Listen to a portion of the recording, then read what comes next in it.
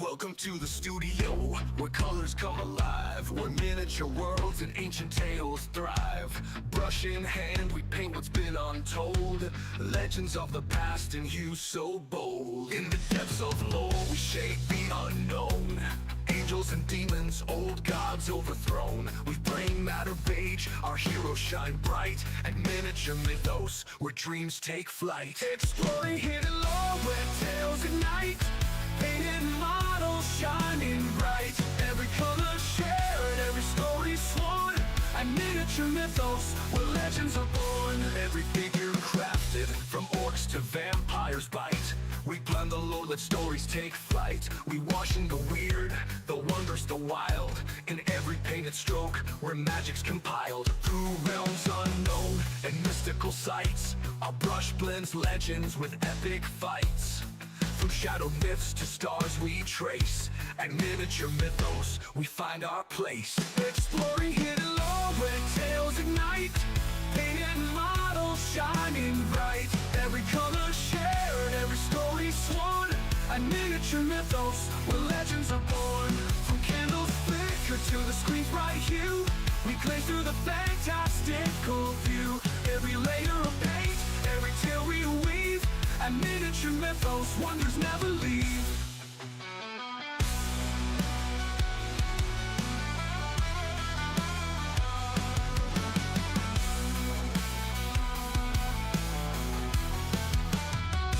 Join the quest through realms of light and shade, in the world we craft where dreams are laid. With lore and brushwork our palette expands, and miniature mythos where imagination stands. Exploring hidden lore where tales ignite, painted models shining bright, every color shared, every story sworn, and miniature mythos where legends are born. So grab your brush, let the legends unfold, and miniature mythos where magic's bold.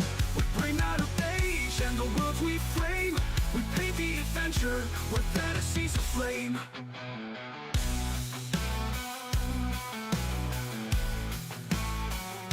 The legends are born.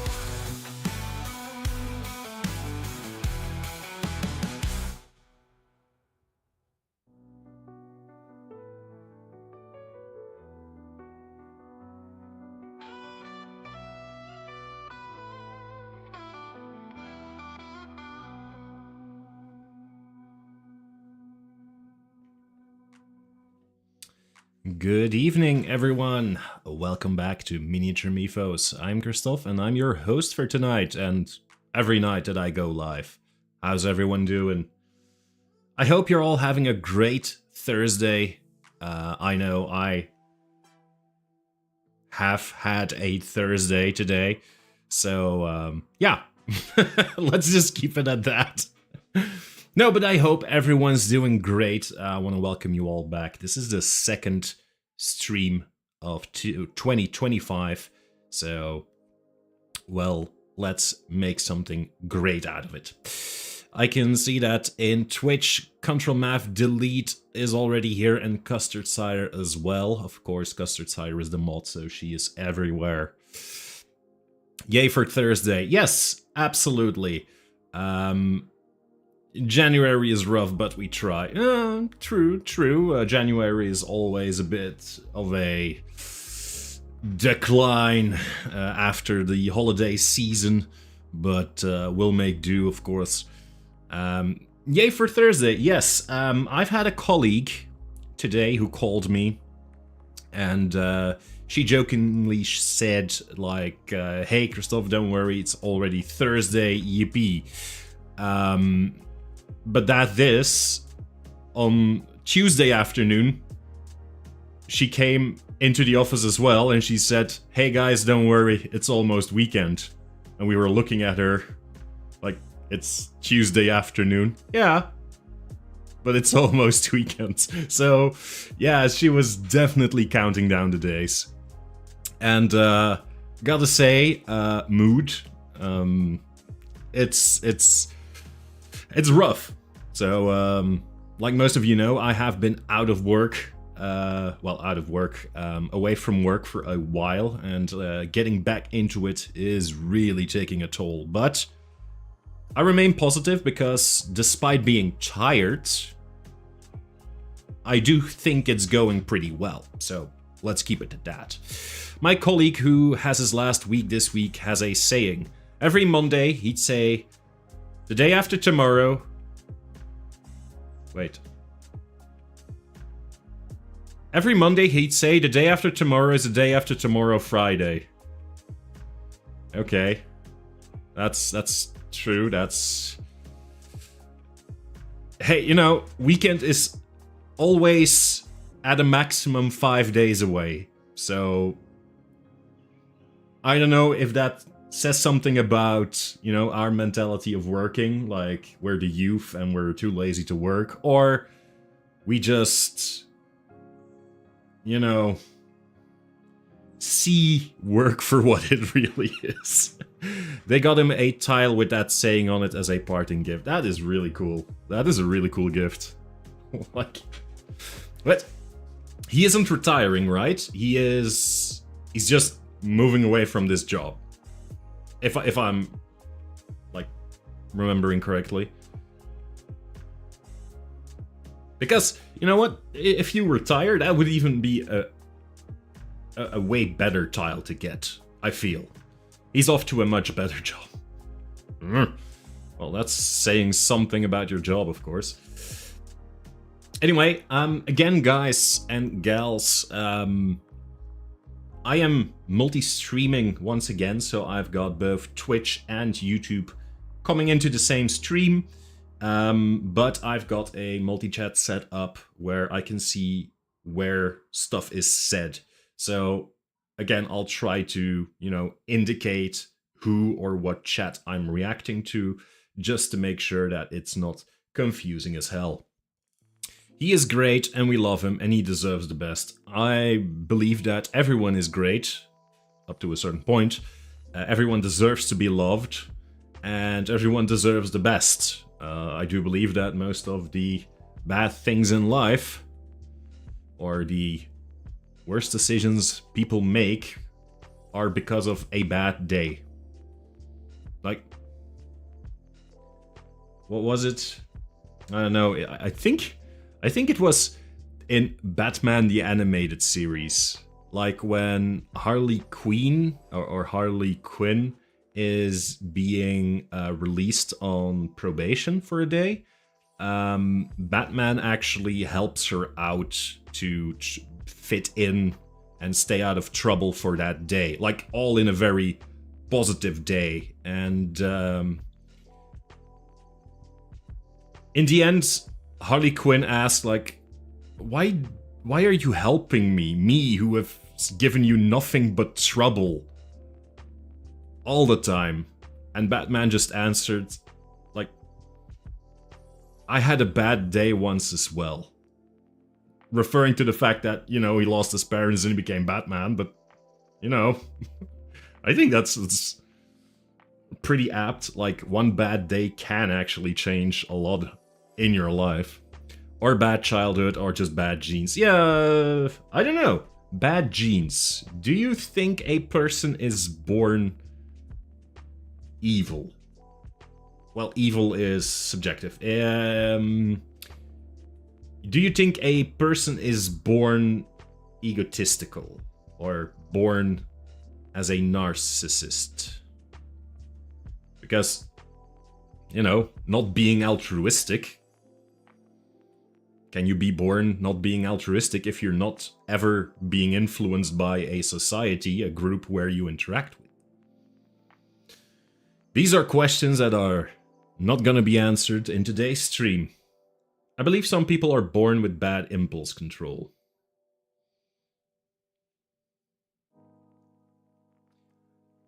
Again, don't you have to encounter or have experiences with impulses to learn how to control impulses? Like, and that could become bad or good depending on the nurture part. Yeah, okay, you know, stuff like that. That's the whole thing. Like, people are always asking the question, nature or nurture, nature versus nurture, but it's just nature and nurture all the time. Like, some people are just born with a high risk of going evil or having a sucky life. Well, it is true that people who have more of a sociopathic tendencies aren't full-blown sociopaths, but have sociopathic tendencies, are way more successful as CEOs and high function officers, dignitaries, stuff like that, leaders. Basically because they lack certain empathic control, emotional control, or just emotions, full stop. And that's why they make better leaders. So yeah. Some people are just born with a high risk of going evil or having a sucky life. I don't know. Being born to have a sucky life, that's not because of how you were born. It is the context where you were born into, I think. Like, I don't think you are born and people say like, oh yeah, I'm sorry, but your genetic makeup decides that you will have a sucky life.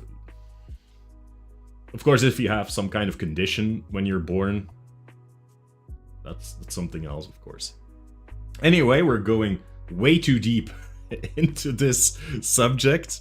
No such thing as an evil baby. That is true. No such thing as an evil baby. And that is why, if you play role-playing games and people want to kill monster babies, it's always wrong. Because those monster babies haven't done anything wrong yet. They're just babies. They're just born. Nothing has turned them into a monster yet.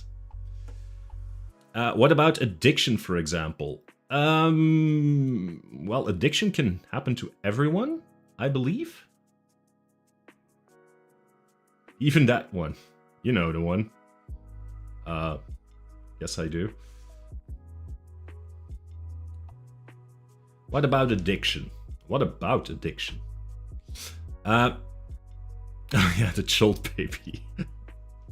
Yes, if you're fighting the atrophied fetus of a dead god on a dinosaur-filled island with your D&D campaign, that baby is pretty evil. Although, that baby was being fed the souls of mortal beings who died.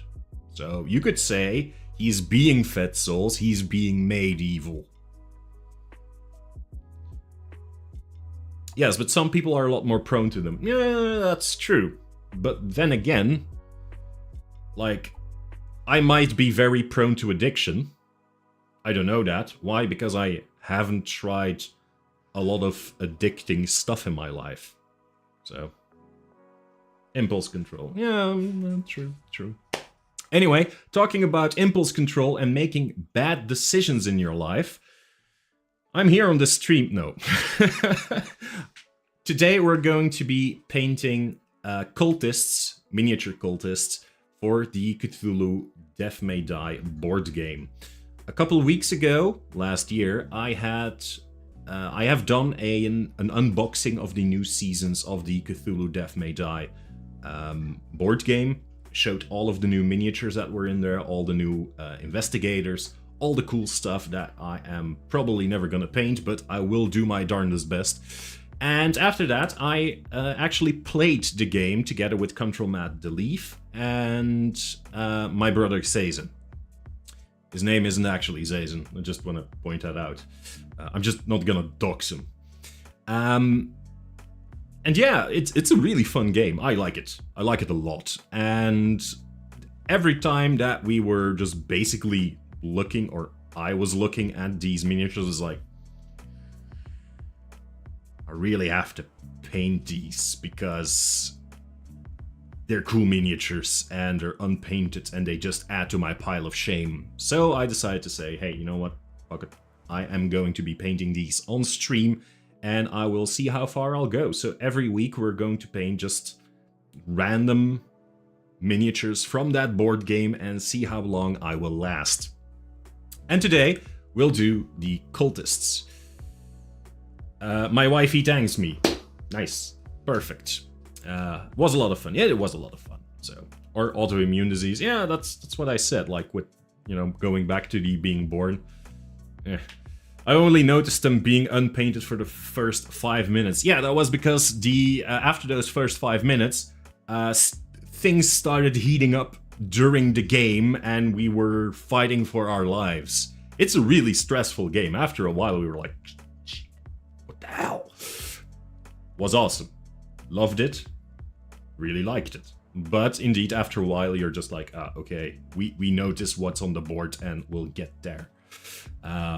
Most important part is basically that you recognize your own miniature and you know, like, in relation to where your mini is, where the rest is. Like, if there's like a demon right next to you in the same room, that's bad. If it's anywhere else, that's mostly good. Mostly. We died. It was amazing. Yeah, we did. We failed one. We failed one scenario and we succeeded in the second one, but only because we kinda cheesed a couple things.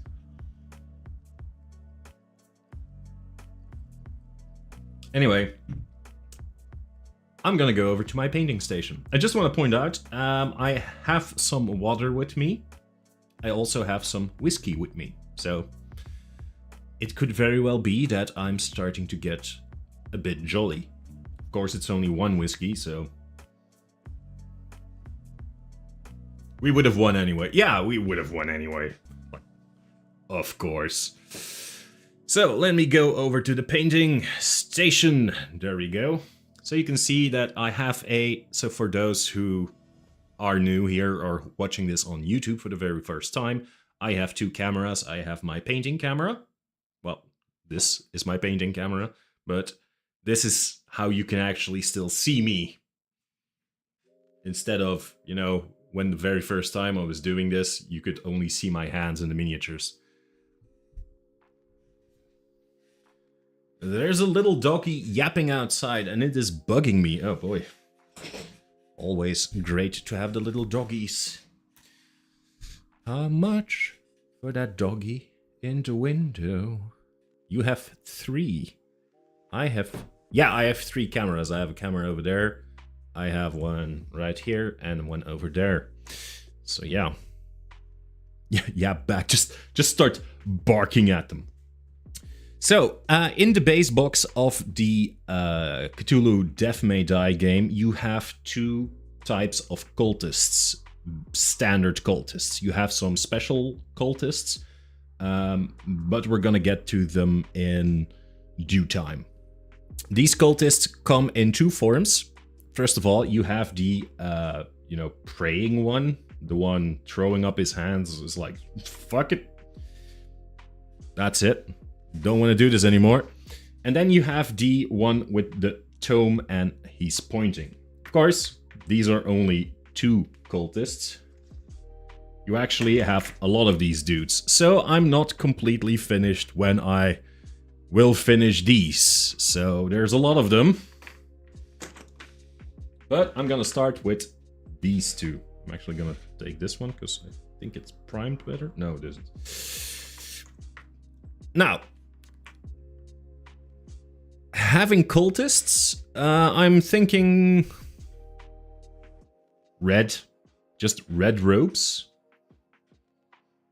I think that's pretty okay. Like I was thinking maybe I can do like purple robes, black robes, red robes, some dark blue robes maybe. Maybe if it's like a Dagon cult, I could go with like seafoam green, stuff like that. But then I was like, you know what? No, let's just go box standard, like the artwork that they have. People who have seen the unboxing of the board game will notice that there's some really good artwork and that the miniatures are closely connected in their poses to that artwork. So there we go. They are red on the artwork. Guess I'll just go red for the miniatures as well. Evil colors are purple, Disney green and red, all of them paired with black. Yeah, Disney green, purple and black, that's basically Maleficent. Or purple and black is basically Ursula. Or purple, or black and red is basically Scar and Jafar. Actually, you know what? Jafar. The red, the black, and the gold trims. Well, yellow trims, but let's assume it's gold. I like that. Like the evil vizier. Jafar could be a cult leader. Like, I don't know why they didn't go that way, but Jafar could have had way more followers trying to overthrow the Sultan, I believe. Like, he seems to be Janir Jafar wherever you are. But yeah, so I'm gonna open up my wet palette. Wet palette. And let's see how we're gonna proceed. It's been a while since I've painted on stream. Janir Jafar, Joe, wherever you are. It's nice. And we're gonna go with red. Of course, my lovely girlfriend, Custard Sire, has gracefully cleaned up my workspace. I thank her for that with all my heart, and I do mean that. The thing is that I already notice now that not all of my paints are in the correct place. Which is my own fault, because I had to clean up myself earlier. I know that. It's not throwing shade. It's just that I'm like, the paint that I'm looking for, that I have in my mind, should be there. It's not there. Where is it?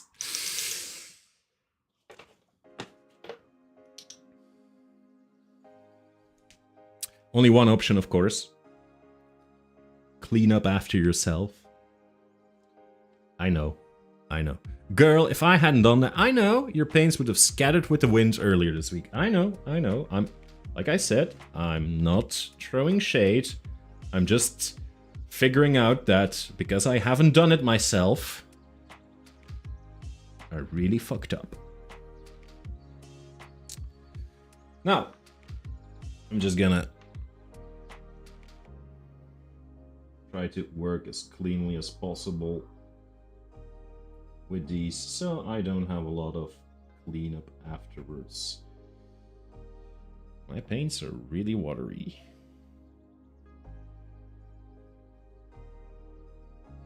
I'll probably have to do like another layer or two after this.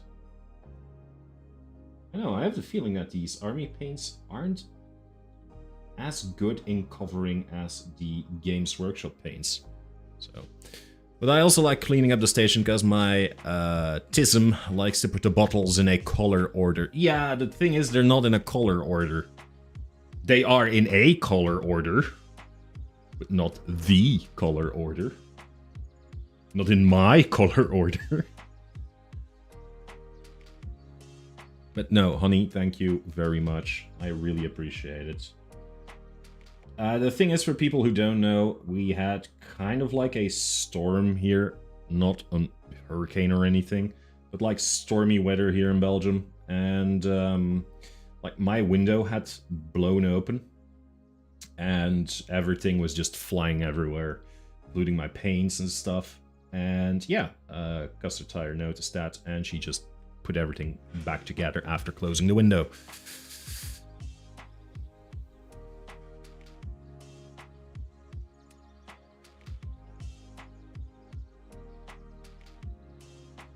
So, Custard Sire, Ctrl-Mav-Delete, what are you doing tonight? Because I always assume that people are doing something else while they're watching the stream.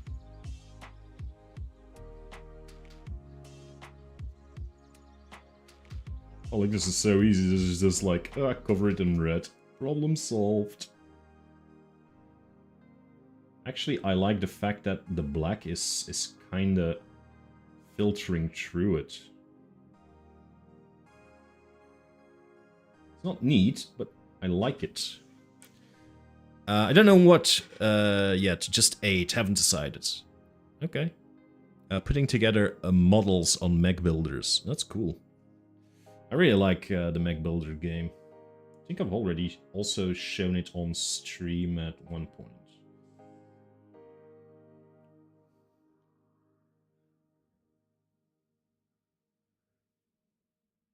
Damn, that's a lot of paint. Don't have to load it up that bad.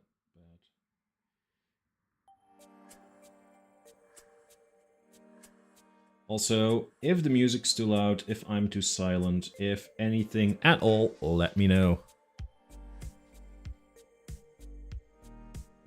I did. Okay.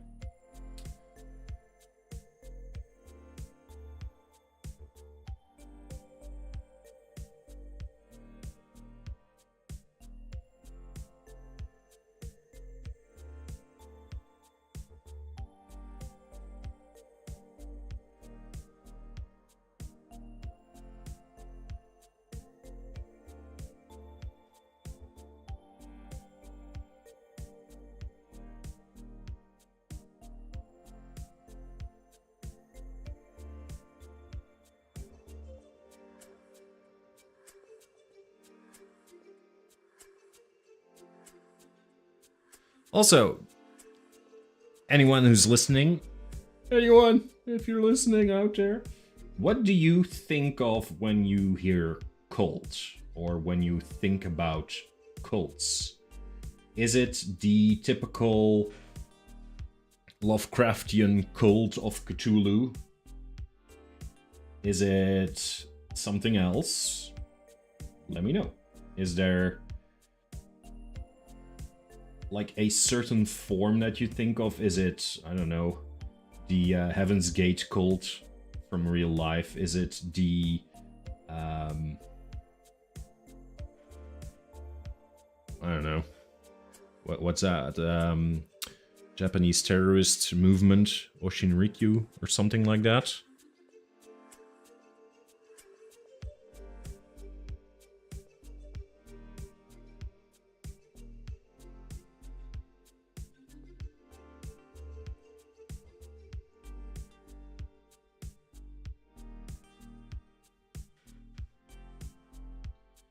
Because when I think of a cult just like that, I do mostly think about, you know, Jonestown, drinking the Kool-Aid stuff. Fictional cults, Lovecraft, non-fictional cults. I think of all the horrible podcasts I listen to. That's true. Like, again, I just said it. Drinking the Kool-Aid. That's Jonestown. With Jim Jones.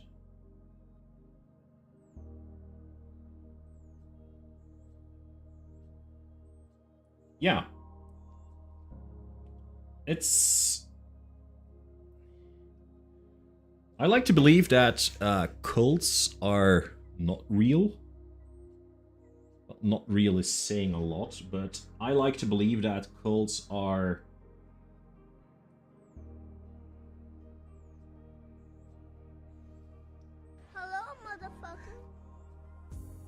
Hey, Invisible, welcome in!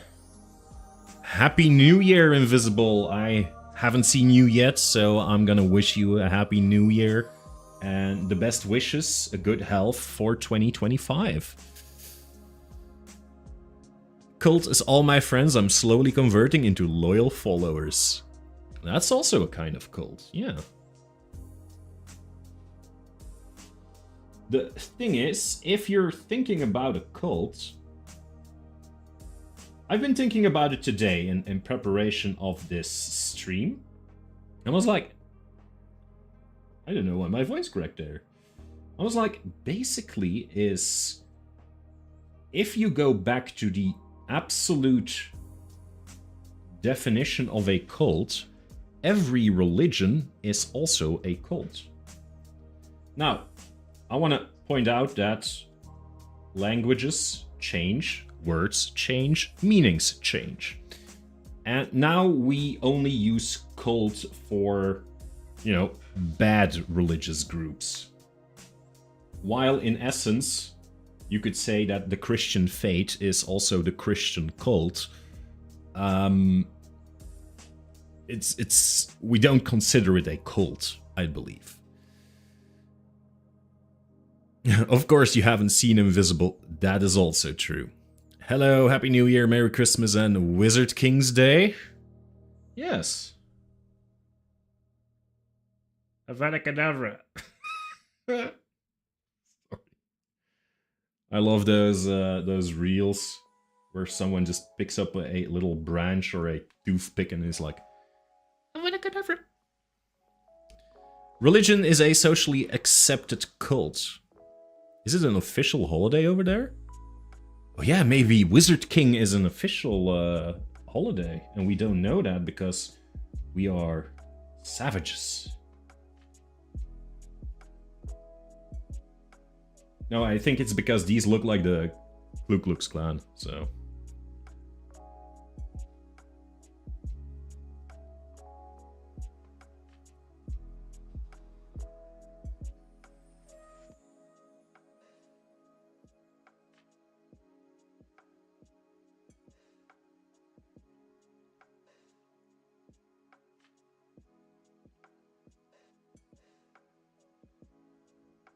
Bondage masks.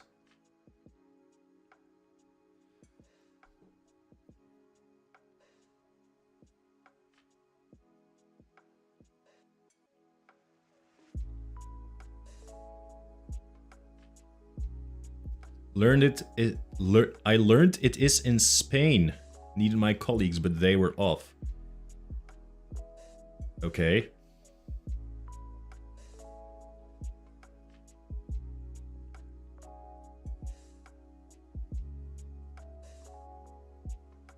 The Wizard King. Cult can also mean a religion that has fallen out of practice. The Roman cult, for example. Yeah, that is also true. I think a cult is basically every religion that is not considered the norm. Like when Roman rule was in place, the Christian belief was the Christian cult.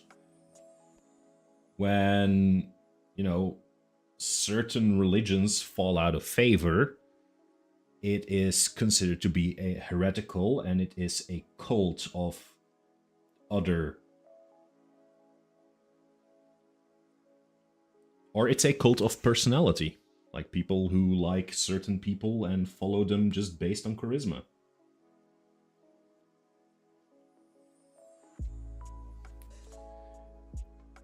V-Vackle. Can I call you V-Vackle? Or just Vackle? Vakel? Just V? Thank you for joining, by the way. January 6th. Oh, the Three Wise Men. Yeah, of course. It's the gift thing.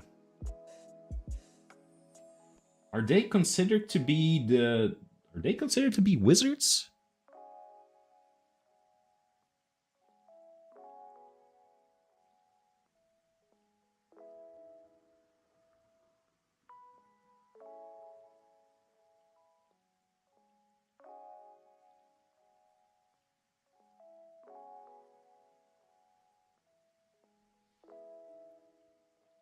The Three Kings. Oh yeah, some translations say they're wizards or wise men. Yeah, kids put shoes out and get gifts. Invisible, that is what we do in the December. Like we have Saint Nicholas, and he's a wise man, and he comes and we put our shoes out and we get gifts. That's on the 6th of December, where we're from.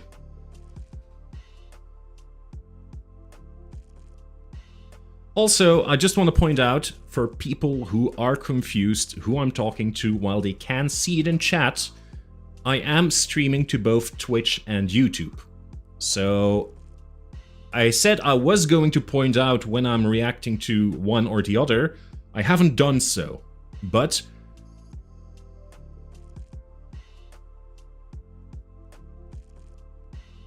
Squint a bit and it just says Wade. Oh my god, you're right.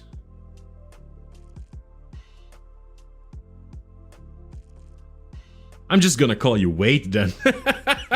Welcome in, Wade. So, Wade is in the YouTube chat, while Control Math Delete and Invisible are in the Twitch chat. Just wanted to make sure that you realize that if I talk to people, I am not in fact crazy and talking to some invisible people in my head. No, Invisible is in the chat and Twitch. But we get Christmas and Three Wise Men. Custard not here confirmed. Custard Sire is the mod, and she's in both, so... I will reiterate my initial statement. Custard Sire is everywhere.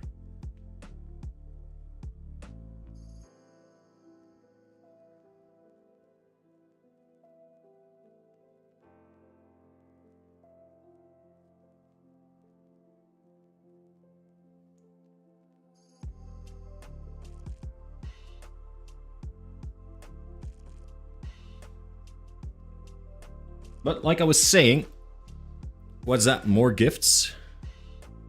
Yeah, we have more gifts. We love giving our children gifts, apparently.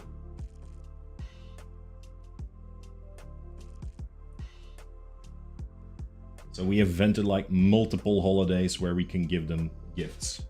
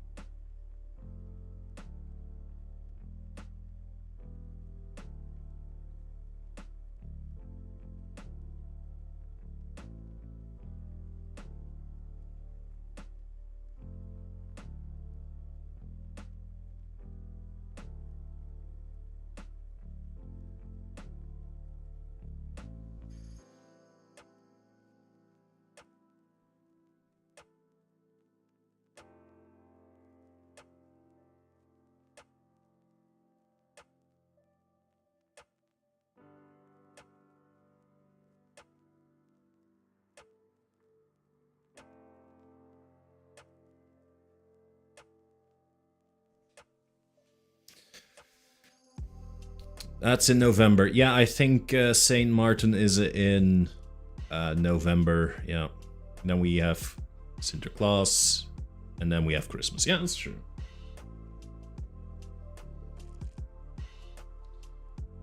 He's confirming children holidays to his girlfriend.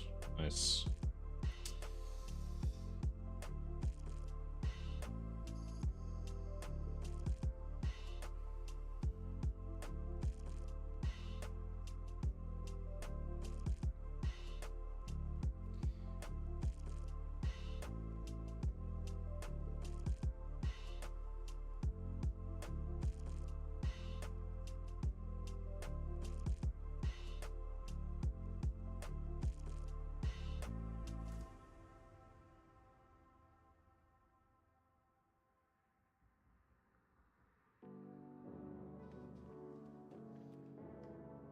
I bet you can't imagine Christmas with 30 plus degrees. No, that seems very hot. Invisible. And pines with fake snow on it. Well, fake snow... we can. So... what is Death May Die? Wait, Death May Die is a board game, basically. It's a board game in the Call of Cthulhu mythos. Basically, you play a team of investigators and you play all kinds of scenarios against the monsters of the Cthulhu mythos. And yeah, all your characters have different abilities, they have different movesets. Each scenario plays just a bit different, and you have to try and survive, and it's a really cool board game. I did an unboxing of it a while back. I'm just gonna, you know, pick up a couple of the other miniatures just to show you. So, in that line you have Cthulhu himself. So already painted that one. So you can actually play against Cthulhu. You also have Hashter, the king in yellow.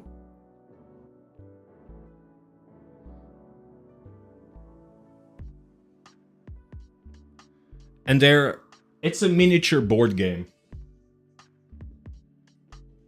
As in, it's a board game with a lot of miniatures. Want me to get one in your... No, that's Dagon. Dagon is also part of the Death May Die. So it is a very large and extensive board game by Cmon. So C-M-O-N. And yeah, like I said, you with a couple of friends, you each pick an investigator. Which, you know, just gonna take a couple of examples here, like this dude. Or this woman with an axe.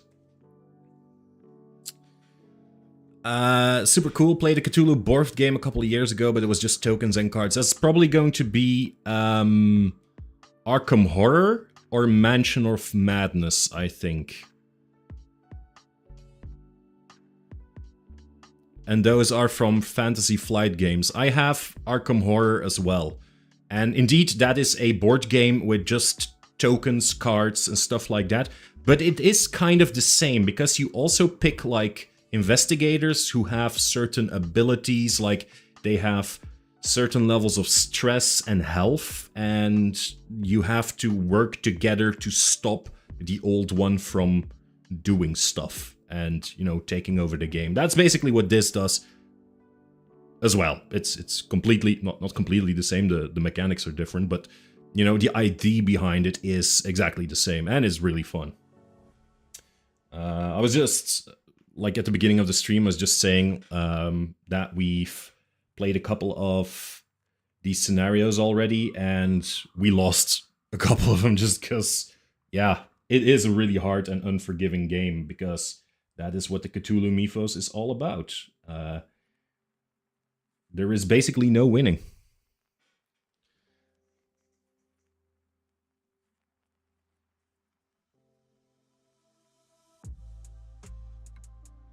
I'm gonna start painting this one.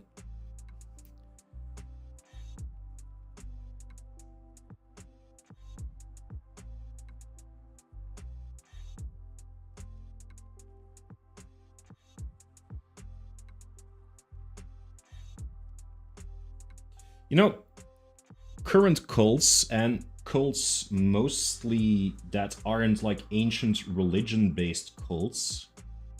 This is just a train of thought that I had today. Are all based in like... So, ancient cults are mostly based in ideologies, religion, divine stuff, divination, stuff like that. But, like, more recent cults are mostly cults of personality. People who gather a group of followers by means of manipulation, or just, like, their frauds, stuff like that. Giving people the idea that they can have more in life, or that they, and by following them, people can climb up the social ladder, can become rich, can find salvation, can find peace in their life, and stuff like that. Most of the time, those people are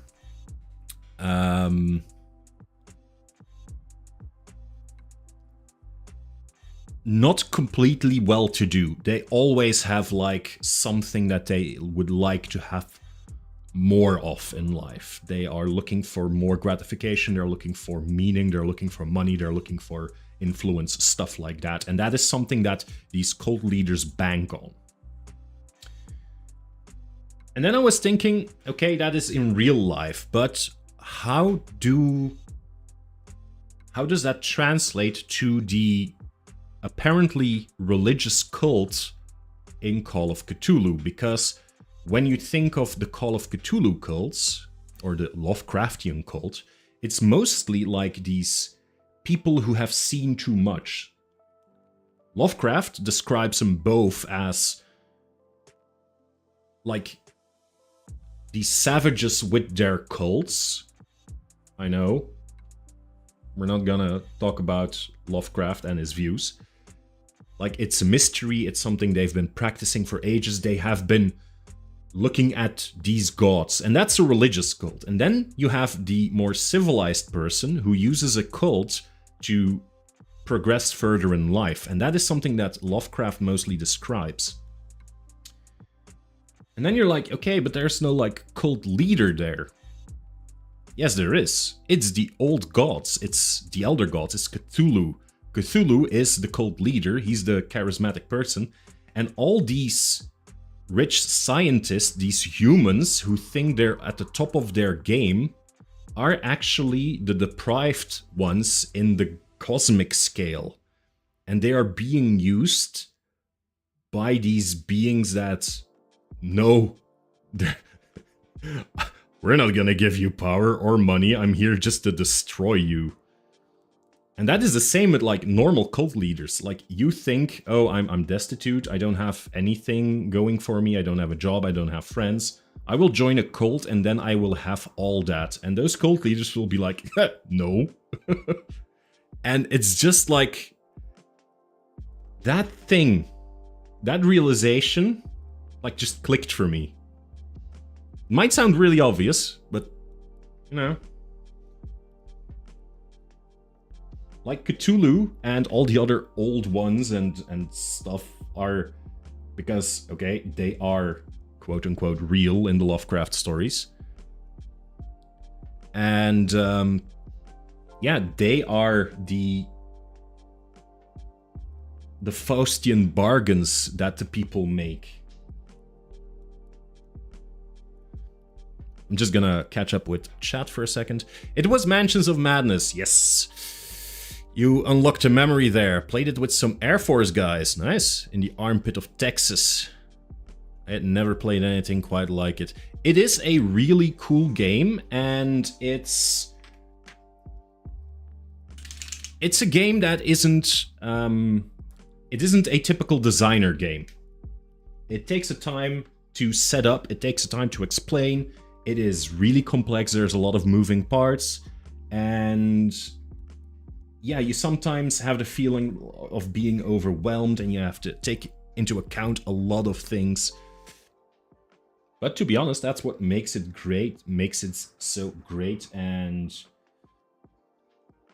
what really makes it fun in the end when you do win a scenario.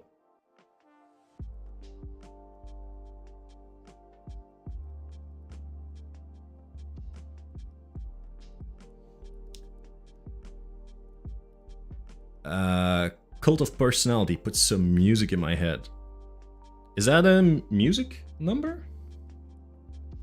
Probably is, I mean. There's a music number of everything. Like, today I've encountered a couple of reels that were like, hey, I found these Spotify playlists. And then it was like, just like the title was a statement about you're a bee and you just found like the perfect flower and you are communicating that back to your hive. And then all the song names spelled out like a scenario. It's weird. Christoph never played GTA San Andreas. Yes, I did.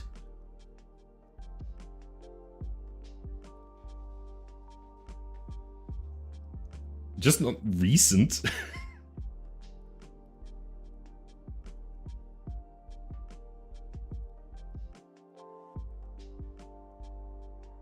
Might as well replay it in before we get GTA 6.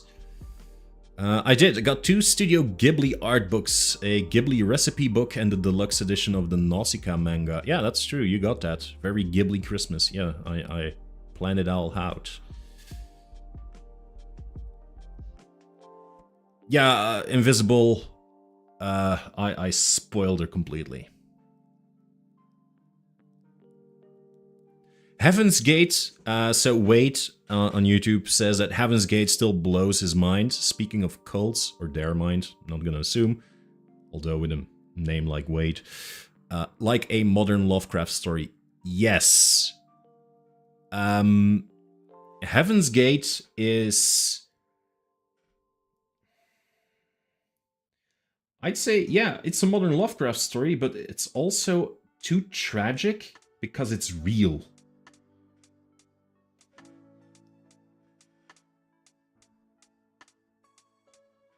These people actually thought that...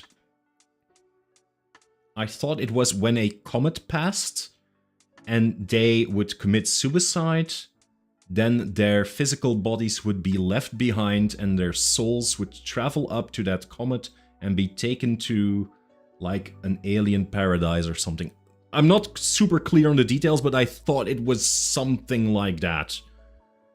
And they had to dress in not in a very like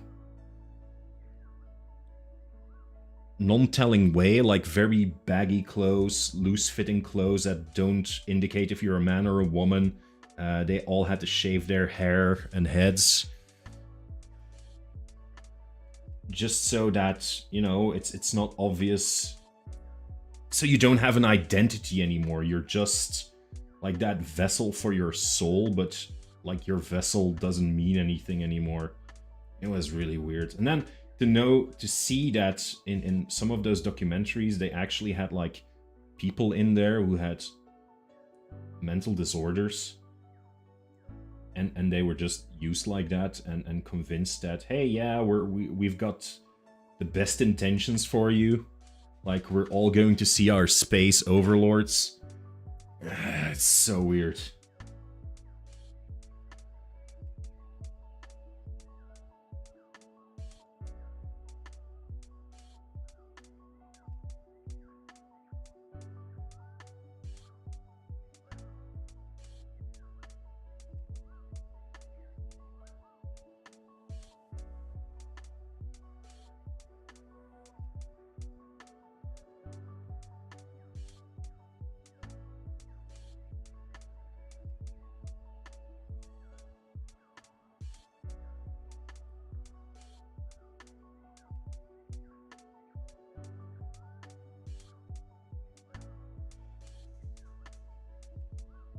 Yeah, because, like, with Jim Jones in Jonestown, you could say, like, okay, these people were kind of convinced in believing, but in the end, I think most of them did realize that it was just the Jim Jones cult. Same with the, you know, that one compound. The compound that got shot with the religious dude who played guitar. It was the DEA, not the DEA, the drugs, alcohol, tobacco, BTA? Branch Davidians, Waco, yes, indeed. Thanks, Wade and Custard Sire. Yeah, I just noticed that you also said it. Waco, yeah, the Branch Davidians. Like, that was draped in religion, but I do think that those people somewhere still knew that it wasn't about actually believing. It was about the dude and... Also, I forgot his name again, but whatever. But yeah, it's so crazy. But with the Heaven's Gate cult, I genuinely believe that those people believed, and that's what makes it so weird. Like, from any of the other cults, like we just said, like Om Shinrikyo, Branch Davidians, Jonestown, there were elements of people who said we want to get out. Like, if you have modern day cults, like religious zealous cults or sects, you always have people who fight against it. People who are just there because their parents are there, or because at a certain point in their life it made sense to be there.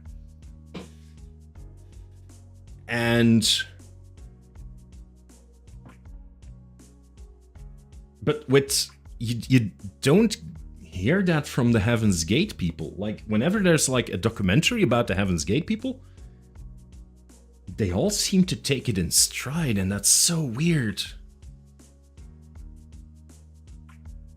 That makes it so bad. There's a reference to Heaven's Gate. Yeah, true. The final event had over 30 participants. Yeah, and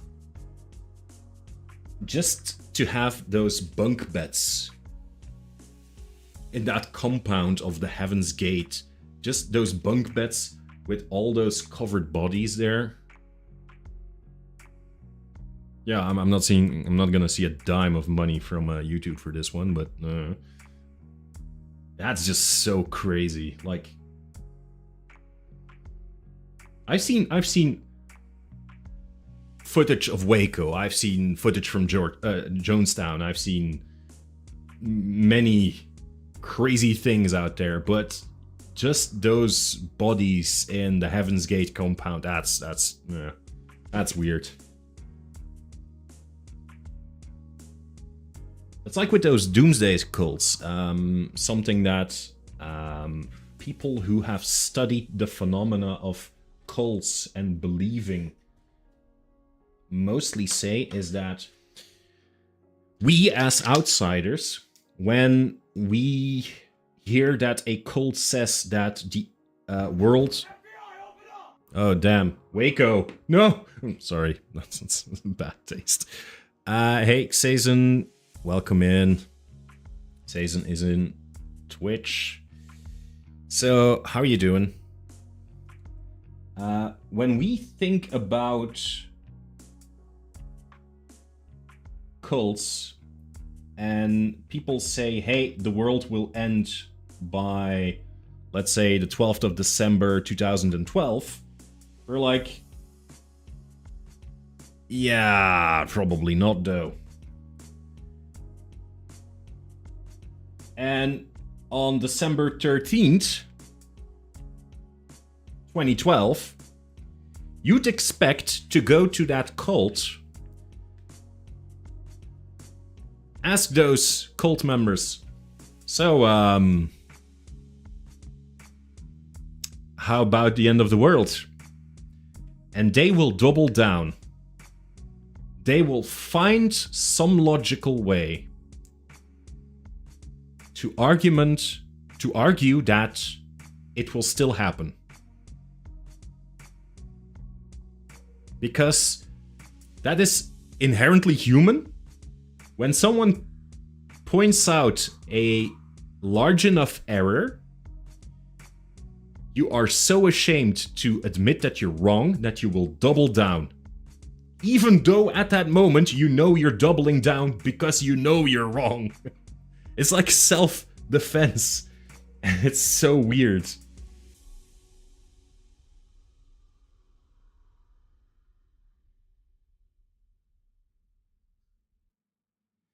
Snow was fun, Sazen? Oh, that's good. I really like to hear that. We didn't have a lot of snow. We had some this morning, but it faded away rather quickly, actually. So, I'm glad to hear that you had some fun with it. I hope the kids had fun as well.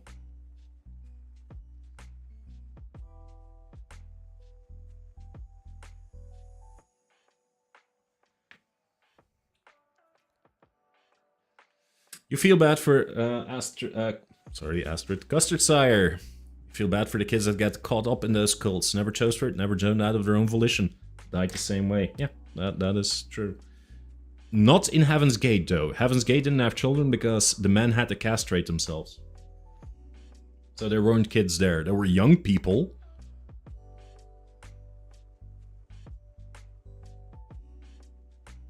Here we call that escaping forward.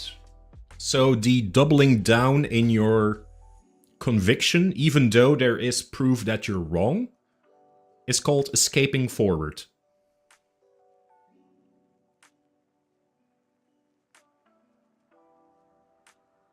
Damn.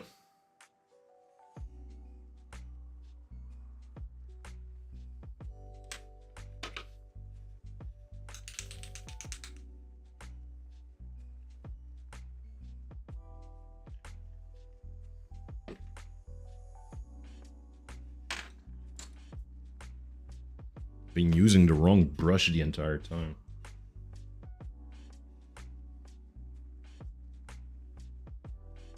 See, that's how you can see it's been a long time since I've painted.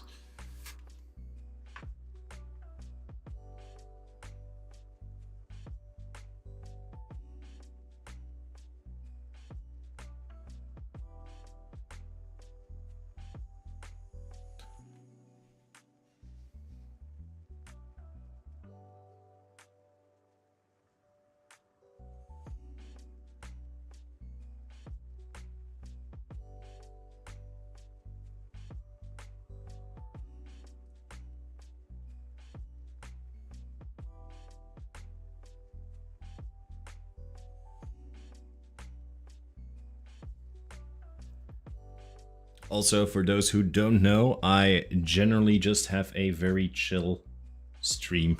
Sometimes I'm just talking non-stop. Sometimes I'm just painting. And then you can just enjoy the nice music here with me. Why do you think these cultists are red in the game? Because I have the art for them. You know, those little cards with the cultists on them when we put them down on the board to see what their stats are, those were red. Unless that was a very sly way of saying, hey, go get those cards and show us the artwork.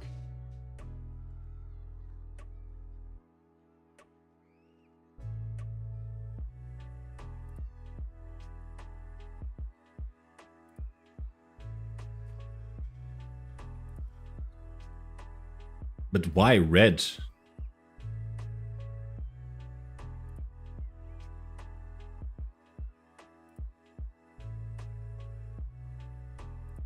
Not why did you choose red, but why did the game designers? That's actually a really good point. Like, we know that when we fought Hashter, the king in yellow, his cultists have a yellow robe because, you know, it's the king in yellow. But indeed, why did they choose red for these ones? I don't know. Maybe because black isn't distinct enough? Like to have on the art and it doesn't pop enough? Yellow is too specialized for Hashter, so they couldn't take that one. Purple could have been a really good one. Although, I think with these kinds of hoods, purple and white are the things you want to avoid, because those are actually tied to the Ku Klux Klan, so... I think after a while you're like, blue is considered to be like a good color. So I think they were just like, yeah, just make them red. That's like... green could fit. Yeah, I've said that before, like, if you would like to do like a cult of Dagon, the cult of Father Dagon, you would definitely go with green or seafoam. Because that would fit way more. It's funny how my colleagues were laughing at me because I was wondering about the difference between ink and paint. And you were out there thinking about cults. Yes. Yes, I was. Okay, guys and gals in the chat. Custard Sire had a difficult thing going for her today. She suddenly asked herself, what is the difference between paint and ink? Discuss. I believe that ink is by default completely natural. Ink in ink form can exist in nature, while paint has to be produced with intent to create paint. That is my idea. You could say like, yeah, but there's like natural pigments. Yes, that's true, but there is no natural way that these pigments will process themselves in such a way that they are mixed into a carrier to make paint. Actually, I told you that was one of my theories and you agreed. No, I elaborated on it.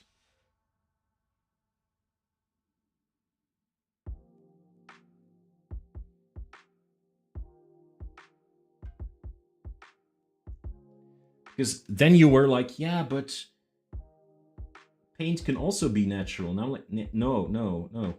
You always need like some process. I think it's a viscosity thing. Ink is just much more watery paint. That is also true. Ink is usually not used with brushes, right? Chinese and Japanese script is ink with brushes. So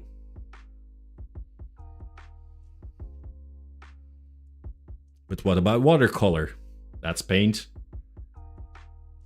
Yeah, watercolor is also very... Well, people could actually say that it is just that.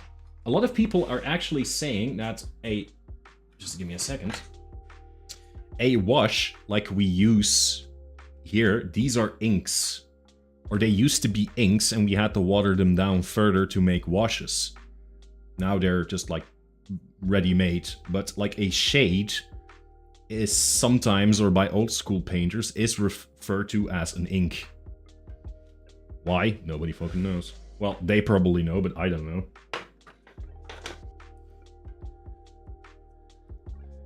Yeah, the other theory I had was paint is put in layers on the medium, ink kind of gets onto the medium. Low viscosity paint. I think the easiest would be to just Google the definition of paint and the definition of ink and see where they overlap.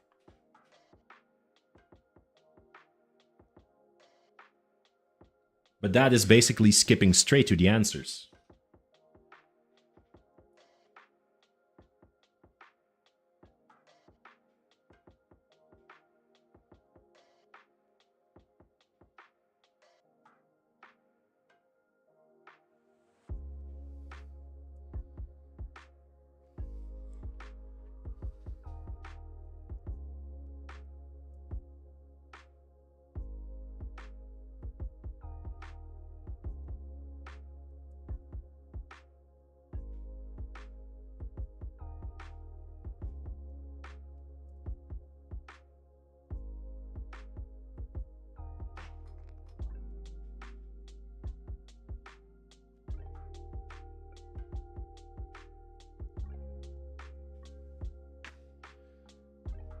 That's where I started, but I didn't find that a conclusive argument. While both ink and paint serve to color surfaces, ink is typically a thinner liquid used for writing and printing, leaving a minimal layer on the surface, whereas paint is thicker, so viscosity is probably an aspect, forming an opaque film used for coating and protecting large areas.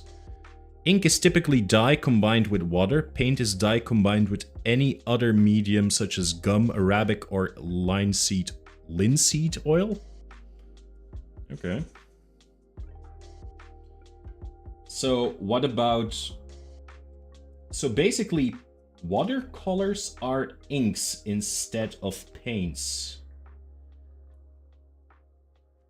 Based on that description. Because they are mixed with water. water. I don't know why I said it that weird, but it resonated with me for some reason.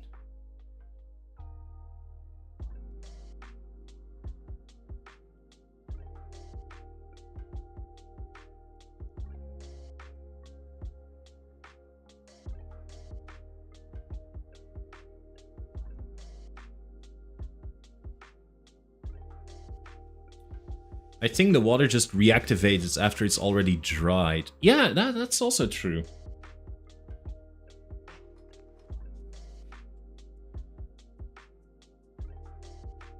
It's just freeze-dried paint, watercolors.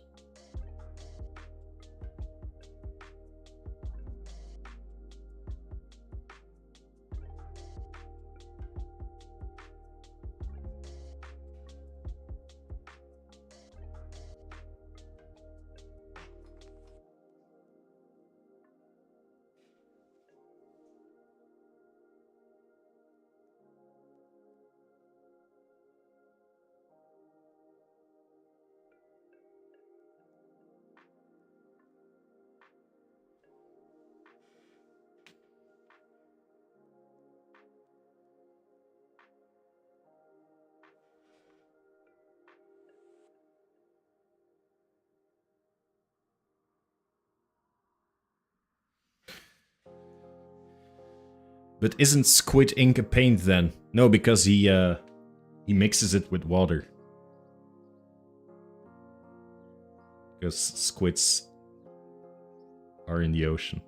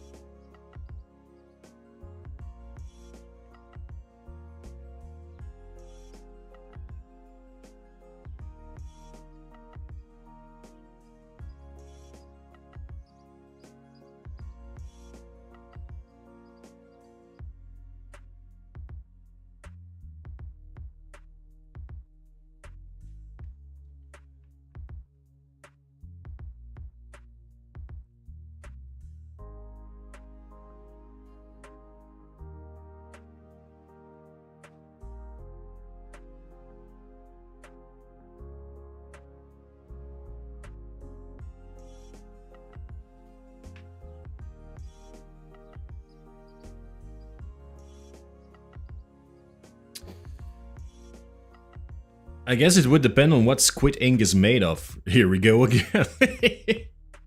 I do think that squids, the moment that they blast ink, they take up a lot of water into themselves and then they mix it with what would become the ink and then just eject that forcefully to create the ink cloud.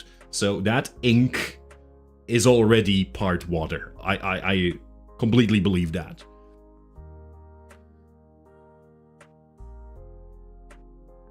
Squid ink. Oh, squid ink is mixed with water inside the squid. Sorry, yeah. From an external siphon. So yeah, it's mixed with mucus. And mucus is not water. It's made of melanin.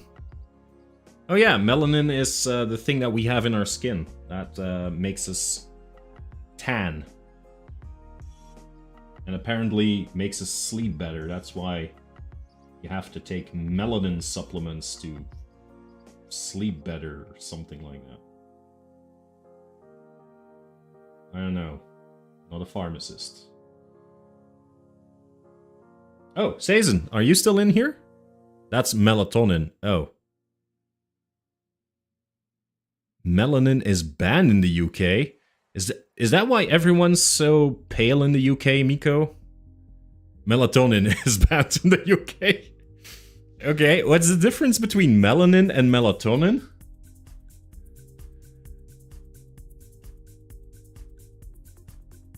I honestly thought that was exactly the same. Like, I didn't know there was a distinction between melanin and melatonin. Don't drag me down with you. You're going down with me. Miko, are you saying you don't want to go down with me? Just making the jokes wherever I can make them.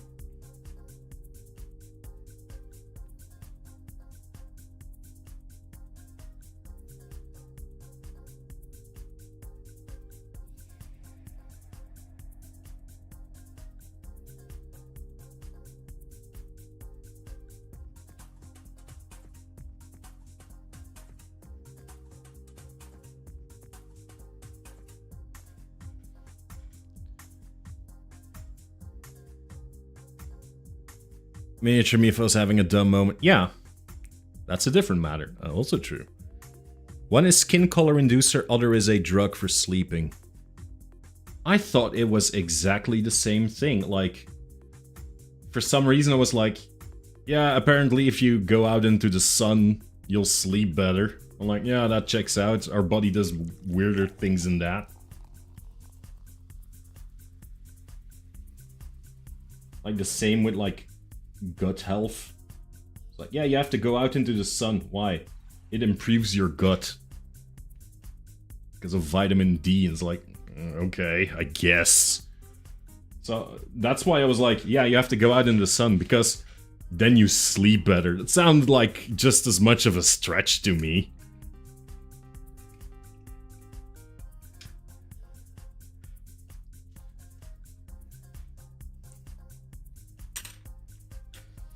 Gonna drink my drink.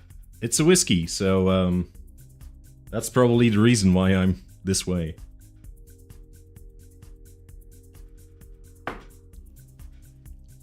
Please hydrate.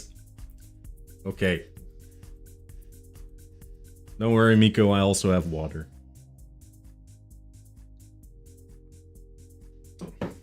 My water doesn't taste as good. That's true, but more to do with vitamin D and circadian rhythms.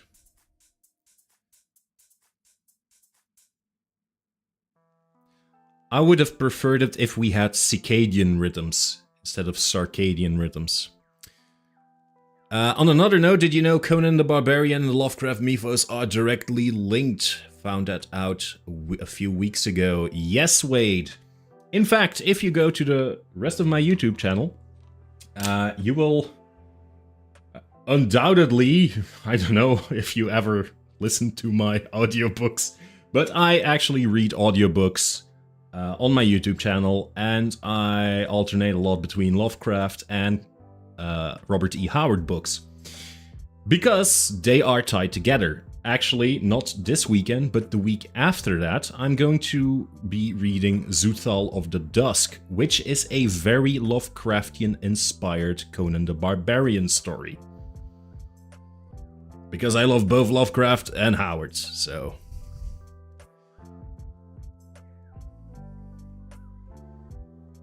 Sarcastic rhythm.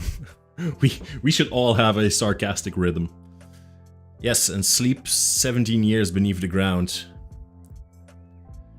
Yeah, I had no idea. I was playing Conan Exiles with friends. It's mostly because of Conan Exiles that I was like, oh, you know what? I've heard so much about Conan. I should really do something with Conan. And then I decided, hey, you know what? I'm gonna start reading audiobooks. And I'm gonna read Lovecraft, I'm gonna read Conan, I'm gonna read all these other cool, depressing stories. Man, the story I'm gonna read on Sunday is super depressing. Love it. Love it. Hope everyone will listen to it and everyone will be like, "Aw, that kind of bummed me out."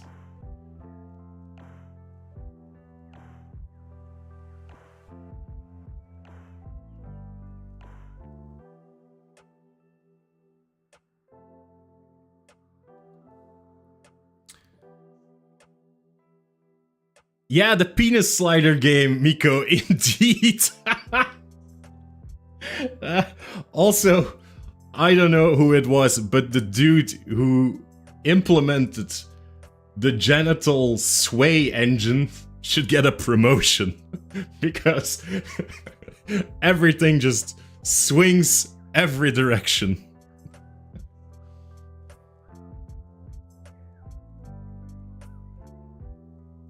Now, I gotta say, playing Conan Exiles, at first it felt like, oh, this is just a survivor builder with the Conan flavor to it.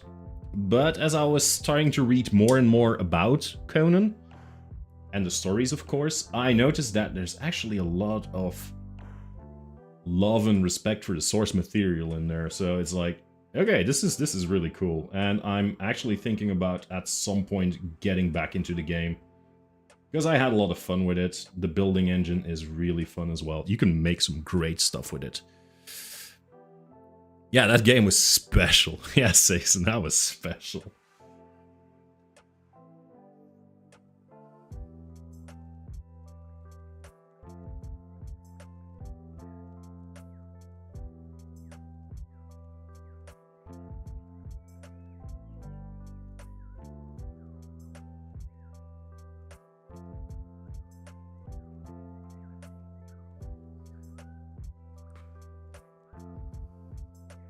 A slight breeze sets my dick aflutter.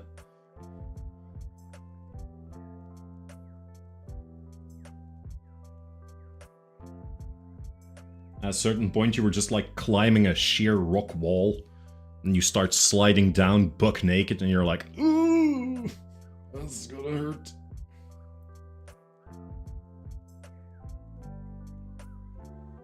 You can suddenly summon like a giant naked lady to fight for you, and you're like, okay, sure. That happens. Yes.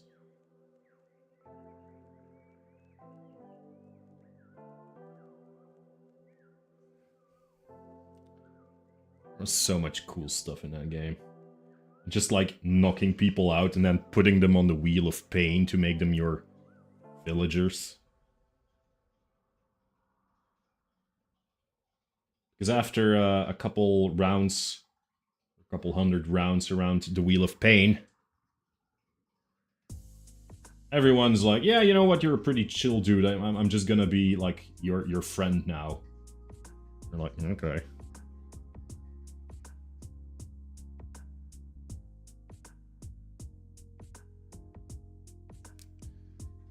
Yes, villagers.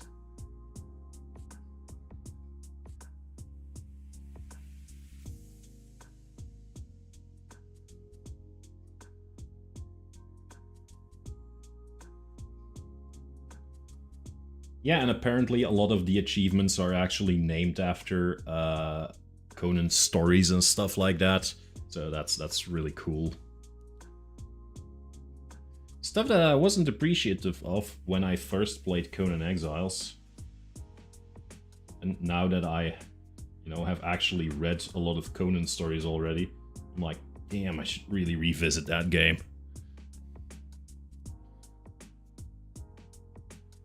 Now I also want to paint Conan miniatures.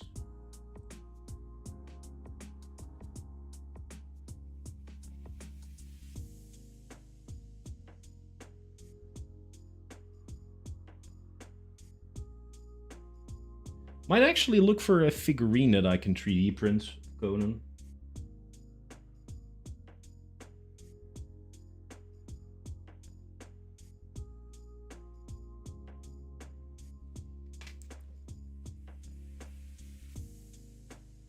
I'd like to believe Howard would have liked the game, the pulpiness of it all. I don't know. I have a feeling that Howard is a way more complex character than we give him credit for. Sometimes. Like, man, that's some serious troubles. Some of my friends were banned from taking thralls when I found out what attributes they were prioritizing. Personality and a sense of humor.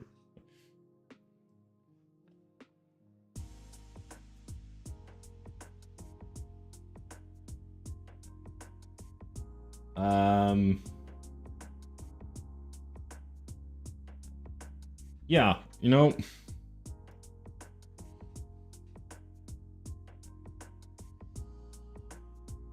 that kind of sucks.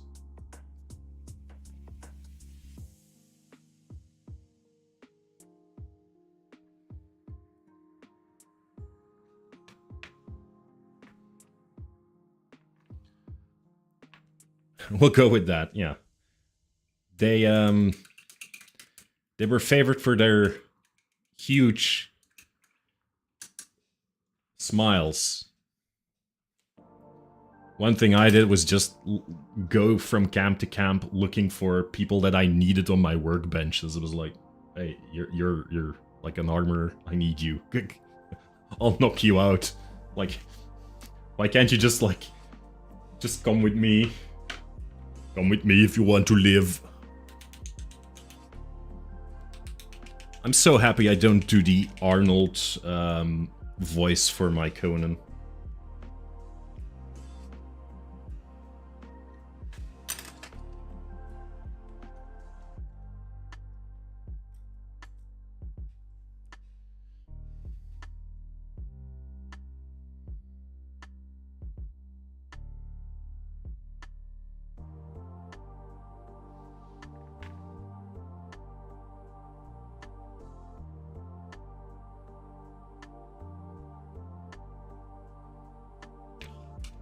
Paint isn't great. Let's see if this one is actually better.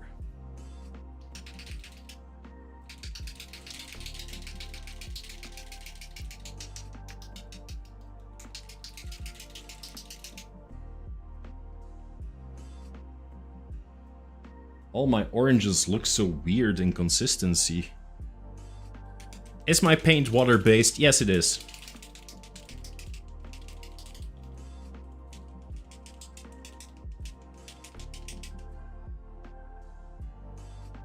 So it's actually ink.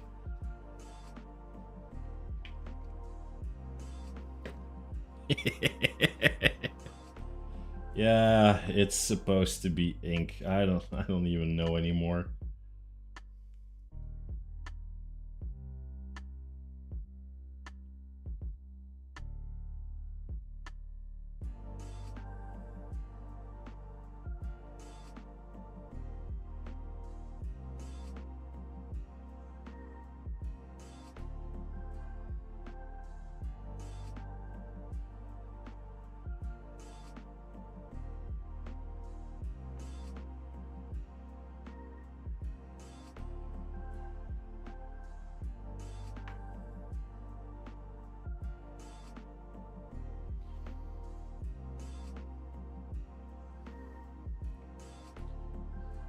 What is my favorite cult in Lovecraft stories? The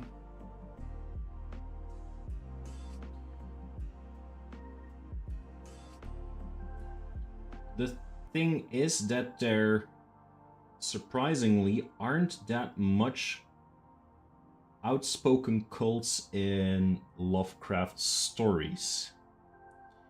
In this, you'd think like, what? Yeah. There are a lot of stories that feature cults or people or groups that show cult-like behavior, but he himself, Lovecraft, has only defined, I think,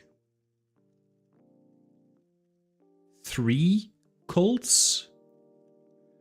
You have the Cthulhu cult. So you have the Cthulhu cult, you have the Esoteric Order of Dagon, of course, and then you have the cult in The Haunter in the Dark, the Ghouls Under the Mountain.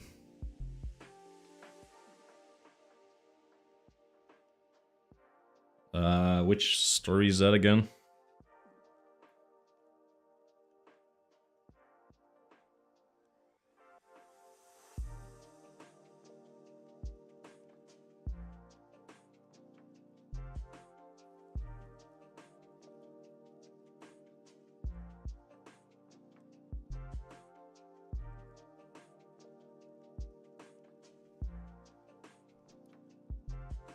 Oh, the one I used there. Don't limit yourself to Lovecraft. He had several friends who also used the mythos in their stories. Absolutely true, Dart Mart. Yeah, but that was just ghouls. Ghouls can form like cults because ghouls also believe in the old ones or in the old gods. But I wouldn't say that they're a cult per se. They're just a society. And yeah, Dark Mart, thank you for joining. We just said like there's a lot of stuff in Howard's, Robert E. Howard's Conan's work. Robert E. Howard's Conan work. Damn it.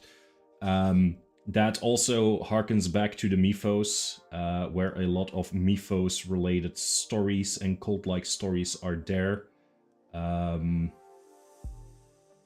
I've done a couple on the channel already in audiobook format, and yeah, it definitely shows that a cult of crazed religion of old gods is definitely there. And like I said, one of the upcoming audiobooks that I will do is Zoofall of the Dusk, which is a very Lovecraftian sort of Conan the Barbarian story.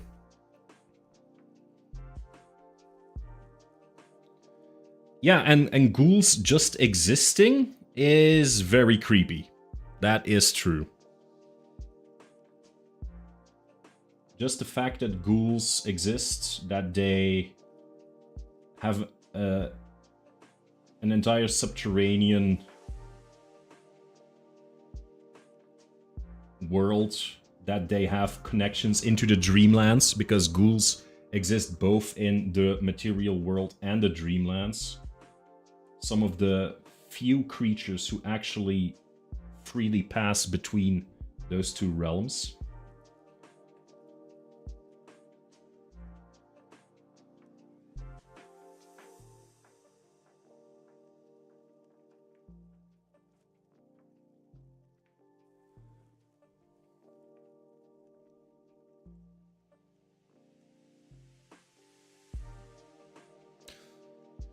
Dartmar, do you actually have more, like, ideas about where I could find more cult and mythos stuff? Because I know August Derloff has a bit of mythos stuff as well.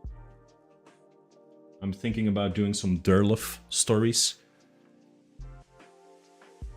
Horror Babel has a couple of playlists on the mythos. Yeah, that's true. I know Horror Babel, or Horror Babel, in the sense that it's basically like the size of channel that every audiobook narrator aspires to be.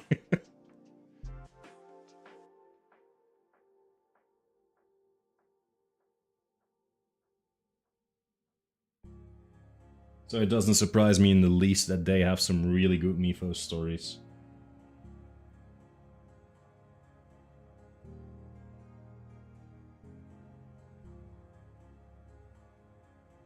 But I've got time. I'm slowly building up my repertoire. And I've mostly stuck to Lovecraft because that is something that I know personally from reading it.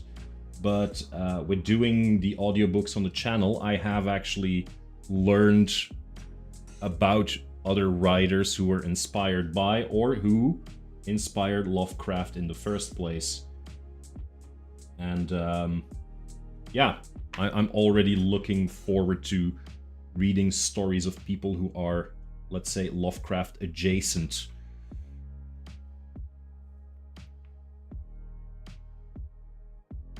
Howard's Cormac Mac, yeah. It's true. Again, same thing like with Howard. I went for the Conan stuff because that's what I know best and what I assume most people know best. But of course, after a while, I will move away from Conan and the standard Lovecraft stories and expand upon more stuff. I'm already doing it now. There's other writers, stories, themes that I'm tackling already with varying success. So don't worry, I will definitely take a look at other works that Howard has written, other works that feature the mythos.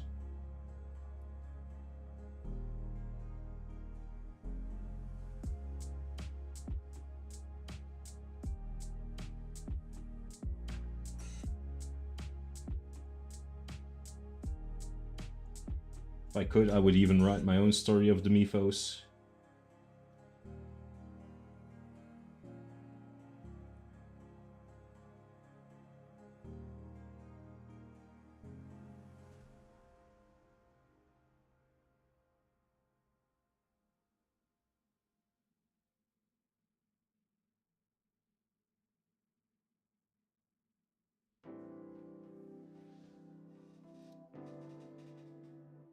I'm still really hoping you would do the other King in Yellow shorts as well, really vibing with Chambers.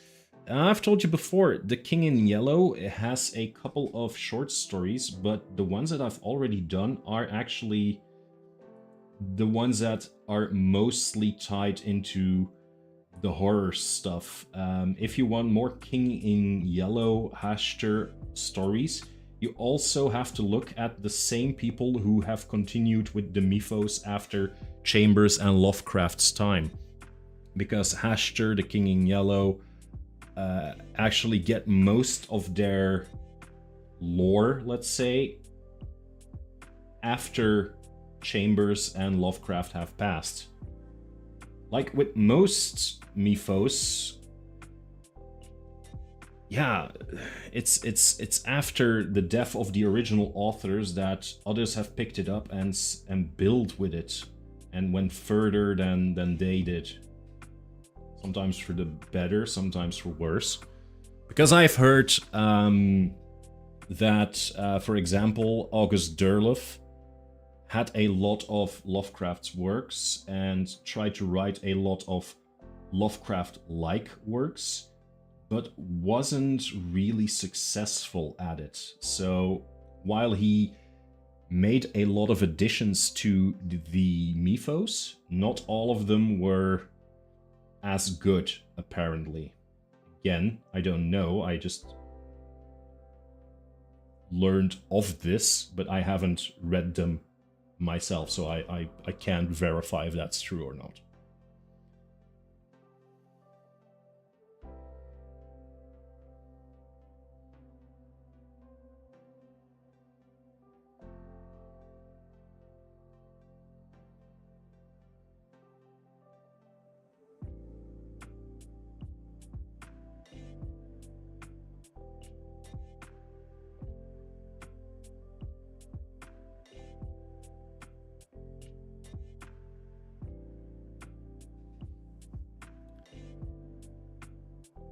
There are more stories in the King Yellow book, and they probably deal with... Yeah, that's true, they do.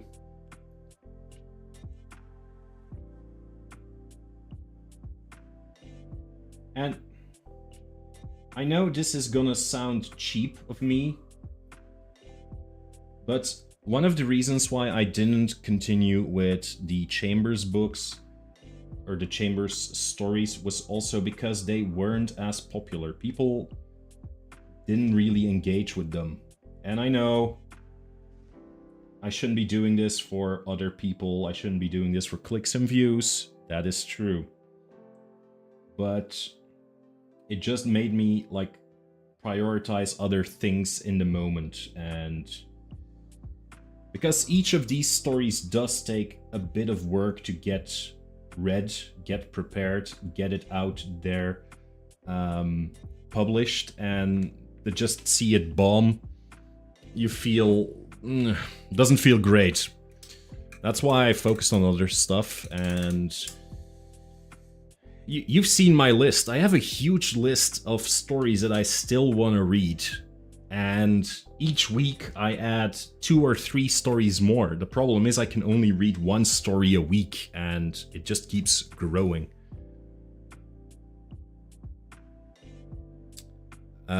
This may be sacrilege, but I did not enjoy the latter half of The King in Yellow. The stories weren't nearly as memorable. Yeah, that's the thing. I have done the first half of King in Yellow.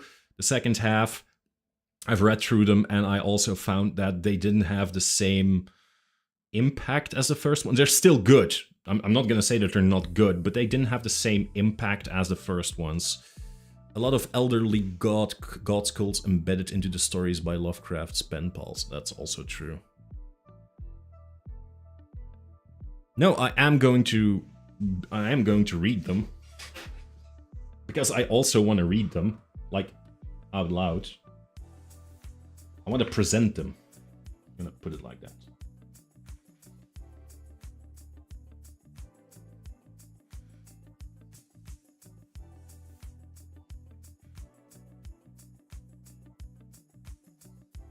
What time is it actually? Still have time.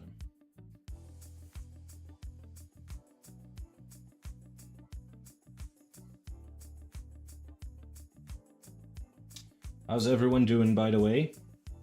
Everyone having fun?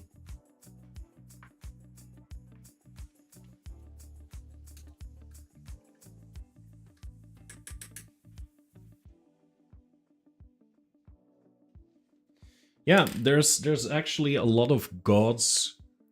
If you would just read Lovecraft, like you say, Dark Mart, there's a lot of gods that if you would only read Lovecraft, that you wouldn't know where they come from, what their story is, what their deal is, because Lovecraft either just referred to them in passing, or he didn't give a lot of information. While there are a lot of pen pals of Lovecraft, or successors to his mythos, who did write full stories, just adding to the lore in the mythos, and it's great.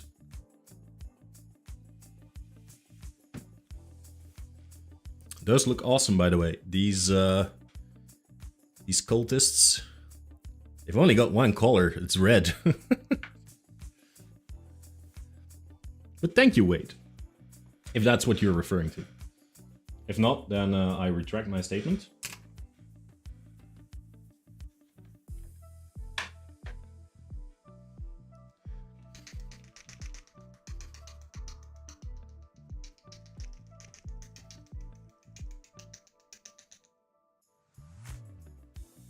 Why am I am going to use this color. I'm now shaking it. Never let a good shake go to waste.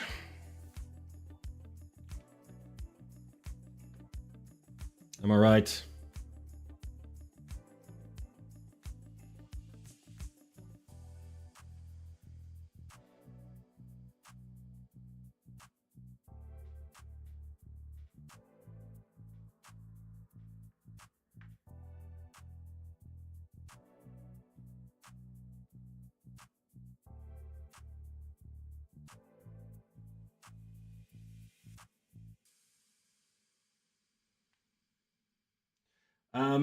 But Custard Sire, to come back to the question that you asked, who is my favorite cult in Lovecraft stories? I would say the Esoteric Order of Dagon. I feel that they've got a good deal going.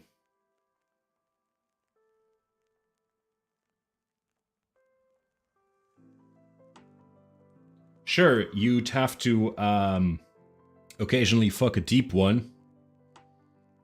But then again, you can become immortal. And in your mortal life, you would have all the money in the world.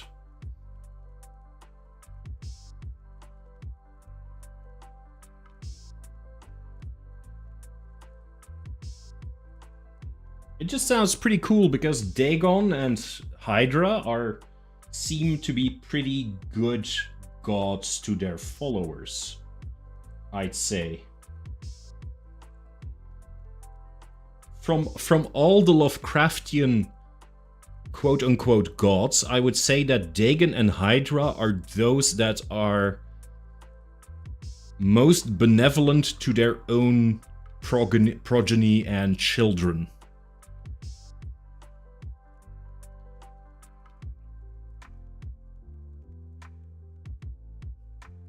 The fishy folk, yeah. I'm taking notes on that shake thing. You do that, Invisible. Never let a good shake go to waste.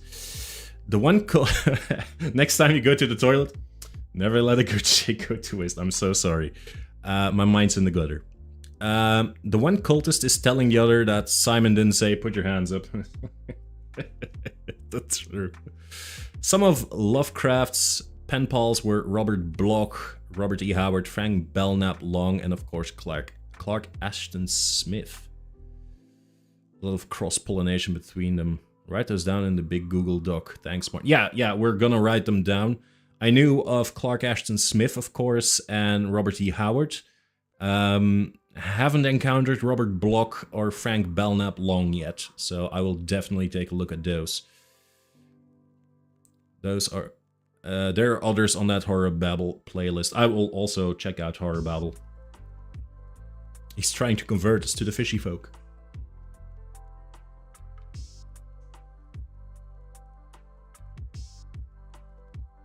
Like, what's not to like? In the Lovecraft universe, there is just so much that is hidden beneath the waves. Like, you would have an entire world at your fingertips. Down where it's wetter, down where it's better, under the sea.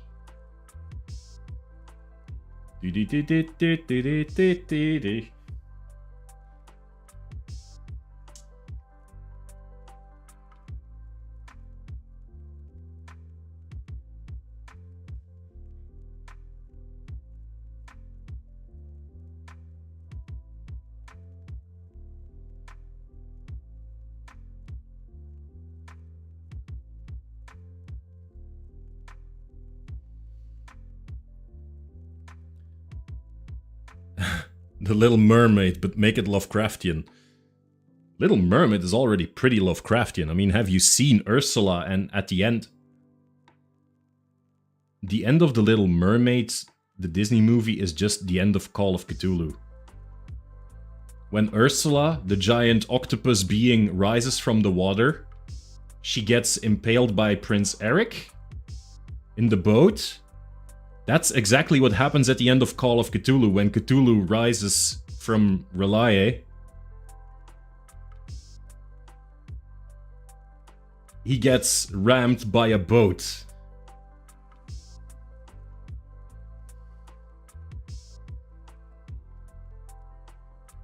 Holy shit. Holy shit.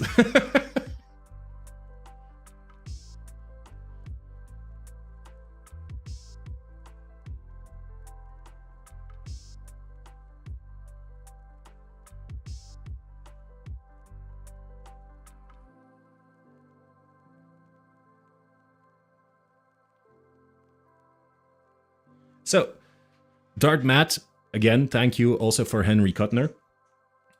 Henry Kuttner I did come across at some point. So, I think I have seen that name before. Do you have, like, favorite stories by those people that you say, like, hey, this story really adds so much to the Lovecraft mythos, despite it not being written by Lovecraft himself, but by one of his pen pals? Or do you say, no, check them all out, they're all good, they're all awesome?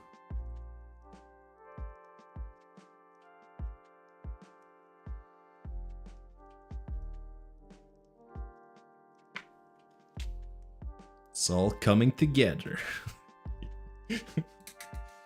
Zoom into Kronk. Oh yeah, it's all coming together.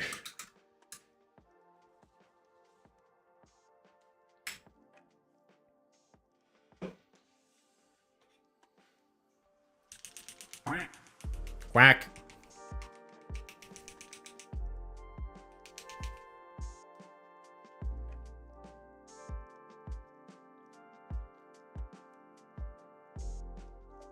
No, you're a quack.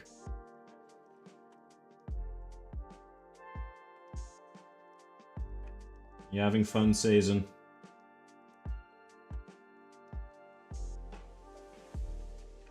You playing Warhammer again?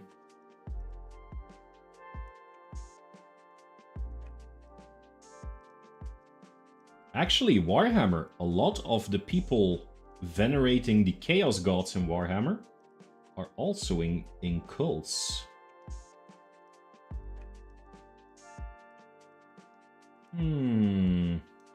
A Slaneshi cult? A Tzeentchian cult? I don't see Khorne and Nurgle actually having cults, but yeah. Oh.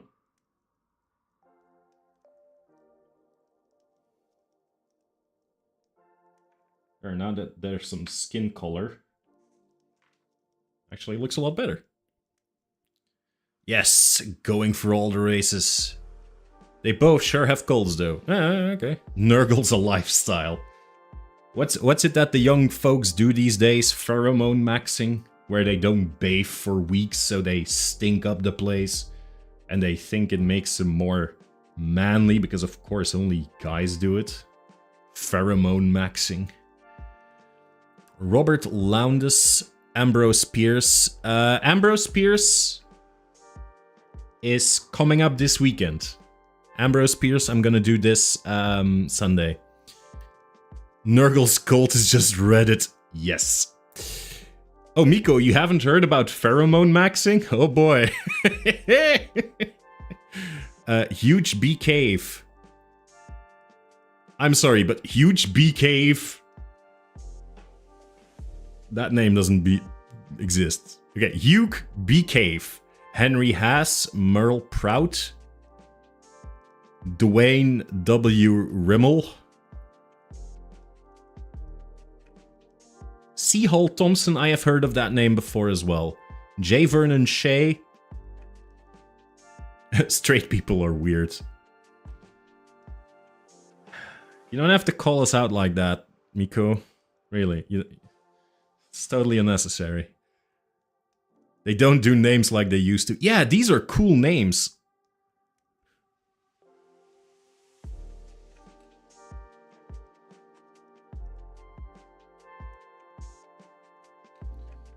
Gonna have to use a smaller brush for that.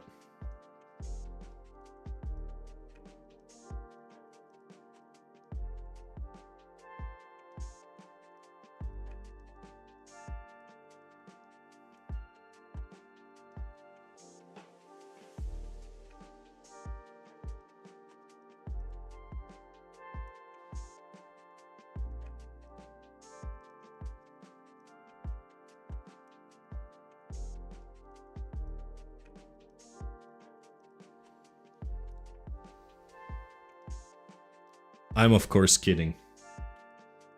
Are you though? Because I'm not. I think pheromone maxing is dumb. Like, are the straights okay? I'm pretty sure we're not.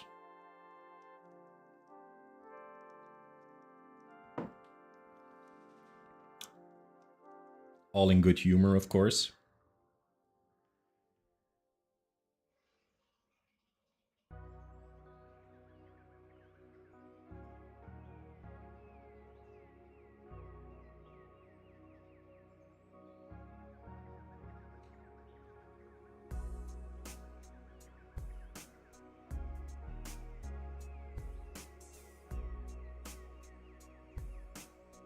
So yeah, if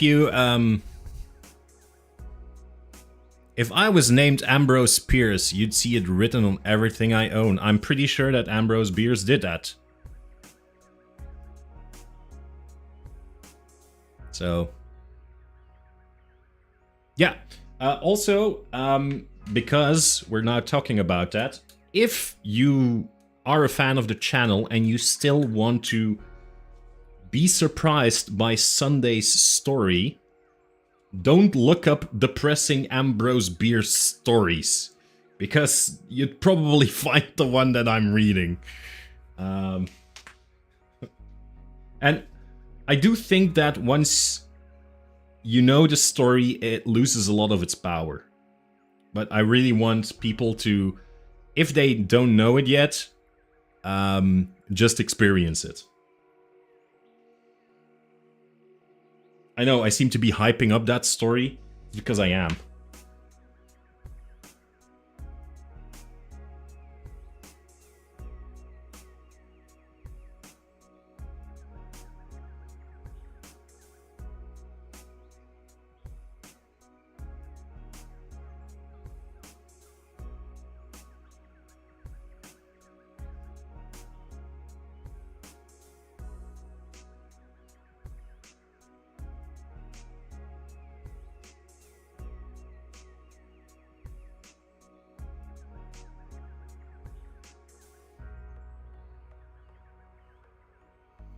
I am a red ghost. Woo.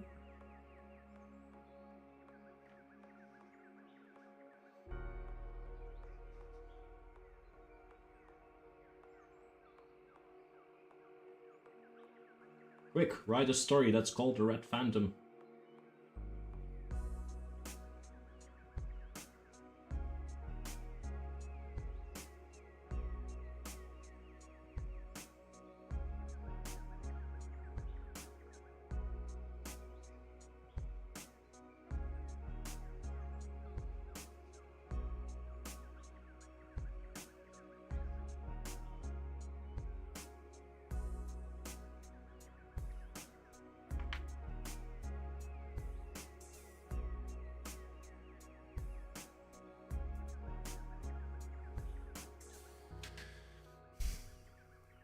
I'd say check them all out. There are a couple I read years ago and I'm still trying to track them down. One of my favorites has an entire town that visits a cave on a regular basis. Lots of them never come back.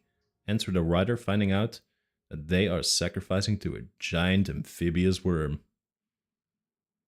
Yeah, I mean, that can really ruin your weekend, alright? Also, I must say, that does sound a bit like Lovecraft's The Festival. Not detracting from the story that you're referring to, of course, but like the entire town being in on a cult, they go to a cave during like Yuletide, and then demons happen. I like that, where entire towns turn out to be cults. Like, when a cult is just a group of people living in normal society, that's creepy. But when you go to a seemingly normal town, not Innsmouth, of course, because Innsmouth wasn't remotely normal. Like, everyone who got into Innsmouth was like, why does everyone look like a fish? But, I mean, for example, in the festival, it is a seemingly normal town, and apparently everyone's in on it. The festival is on the channel, yes. Yeah, festival is on the channel already, the reading. If you want to check that out, you can.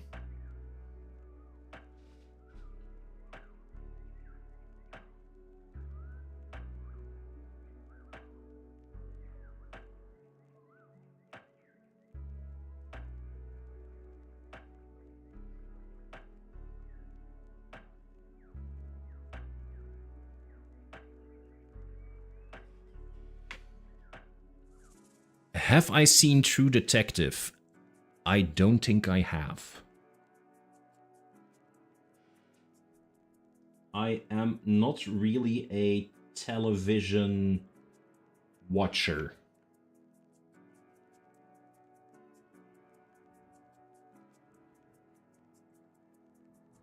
I do occasionally watch series, but I actively have to go out and watch those series.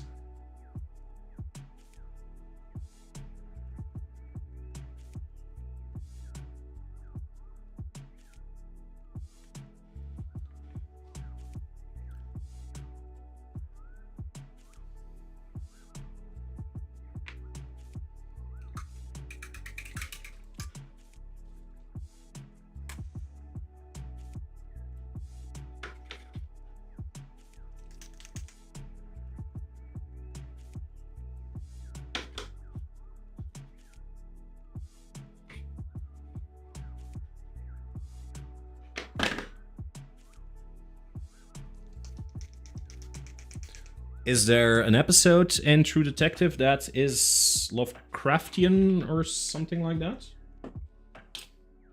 Could very well be. I'm like, I don't think a series called True Detective will be very Lovecraftian, but I have been known to occasionally be wrong, very seldomly.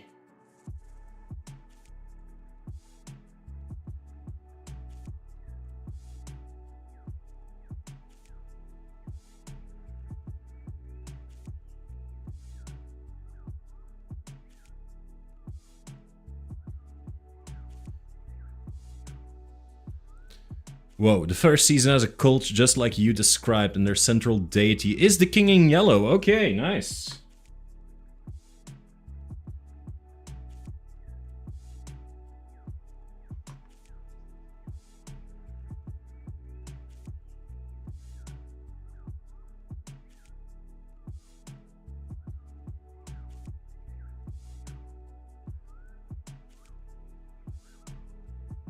See, this is what I like. When through this, doing this, I get to meet new people, and they can tell me, hey, by the way, because you like this, you might like this. A bit like Amazon shopping. People who have previously bought this also bought this. But then, useful, like Dart Matt saying, like, hey, have you seen these pen pals of Lovecraft? Because they've made some great stories, and then they throw, like, a dozen names at me, of which half I never heard of. I'm like, that's interesting, I can actually look into that. Same with True Detective. Like, thanks, really like that. Done to Done is over, so we need a new Friday show. Yeah, true. I think Dana Scully, X-Files. I love the X-Files. And I love Dana Scully. And I love Gillian Anderson. Ended up in a town controlled by some alien worm. And they end up putting it under her skin for a while. I'm thinking, that is probably in the later seasons, right?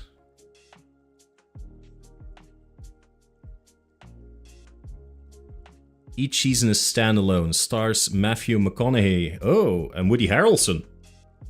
Damn. Matthew McConaughey and Woody Harrelson, those are pretty big names. As a detectives, we love Gillian Anderson. Investigate the cult's murders. Absolute Kino. Okay, no, I'm definitely gonna check that out. I also really liked, now that we're talking about X-Files, the one where it's basically like The Thing. So they're on an Antarctic base, and there's like a parasite that came out of the melting ice, and it takes you over, makes you believe stuff. I really like that one. I'm also a big fan of The Thing. Again, that's why I have Who Goes There on the channel. For those who don't know, Who Goes There is the original novel that inspired The Thing. Omolron, thank you for the follow on Twitch. Really appreciate it. Episode is called Roadrunner. Roadrunners. Yeah, we're gonna look that up. I have watched a lot of X-Files back when I was a student. So that's like 14 years ago. And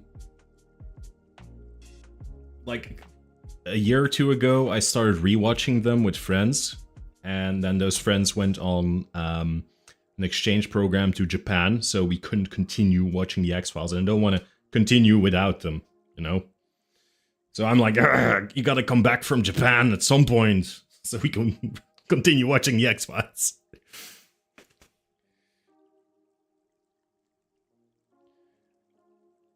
I think Scully was pregnant at that time. Oh, yeah, yeah, yeah,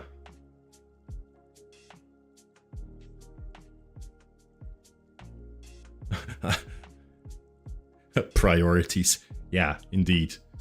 Why are they going to Japan, of all places? There's nothing to do over there. Ugh.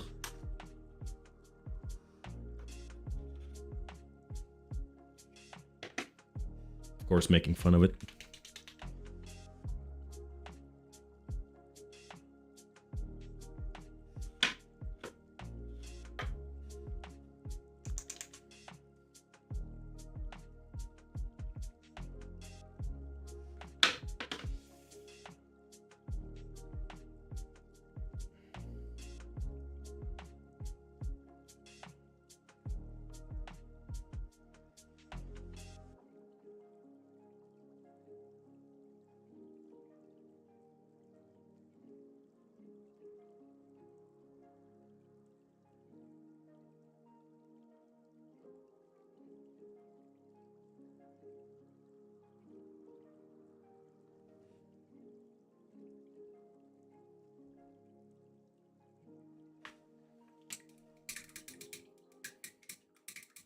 We make nachos, watch episodes, and then we talk about how great Gillian Anderson is.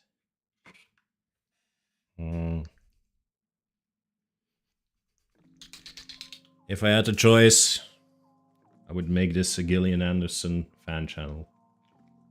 Okay, you know what? It's not that bad. But yeah, I think she's an awesome actress.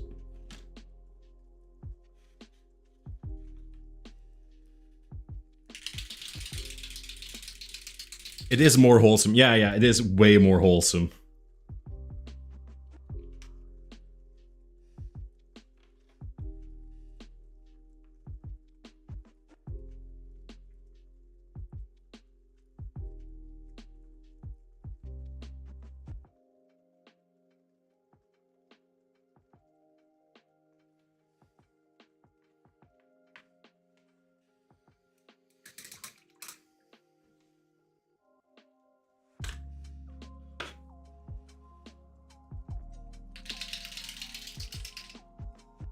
Alexandra Daddario is in there as well.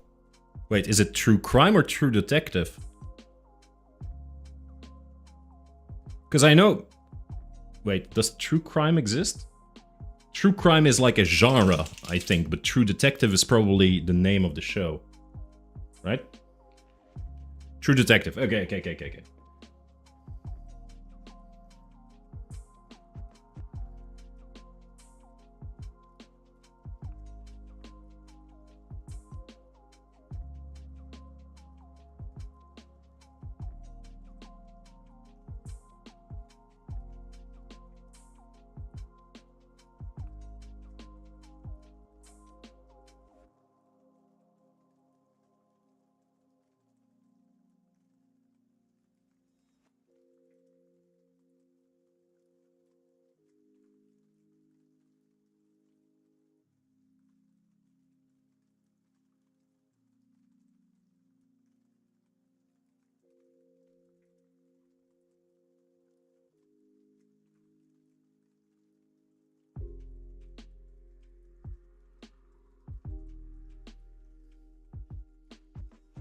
Thank you, True Detective. Yes. Hippocratic Oath. Hello. I was just reading a Stone Toss comic. Red cultists accidentally set fire to the Hollywood sign.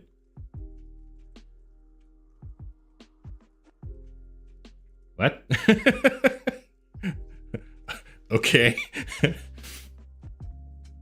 And what's the meaning behind the Red cultists? Stone Toss comic. That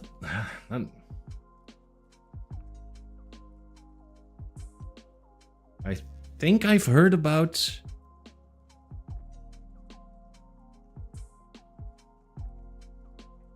AI type message.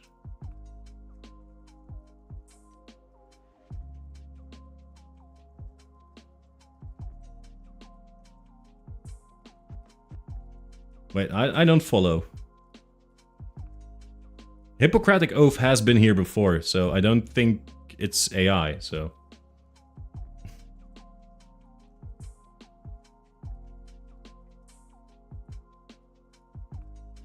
Yeah, it's because I'm painting. Yeah, that's true.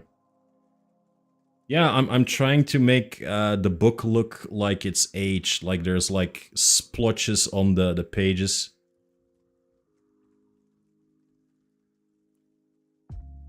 So it looks like it's kind of moldy.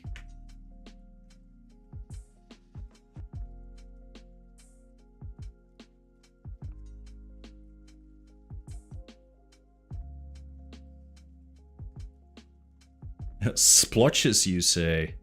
These look cool. Thanks, Miko. Thanks everyone for being here and liking what I'm painting.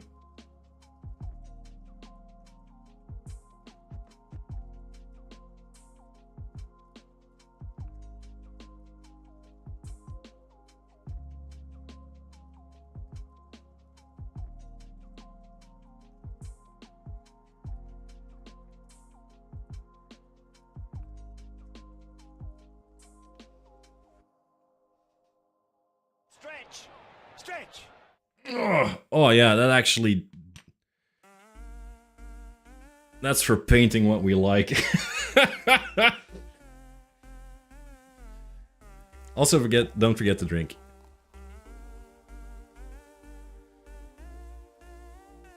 Yeah. Drinking water now.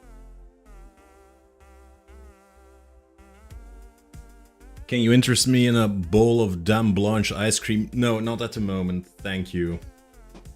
Did you say Hippocratic Oath? Yeah, Hippocratic Oath was in the chat earlier.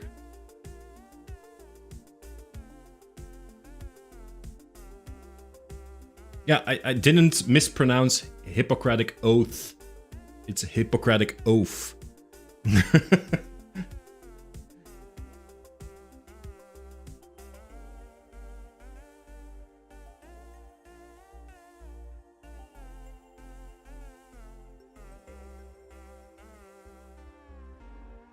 I know I sometimes get remarks for my my accent and my pronunciation, but this time it wasn't my pronunciation.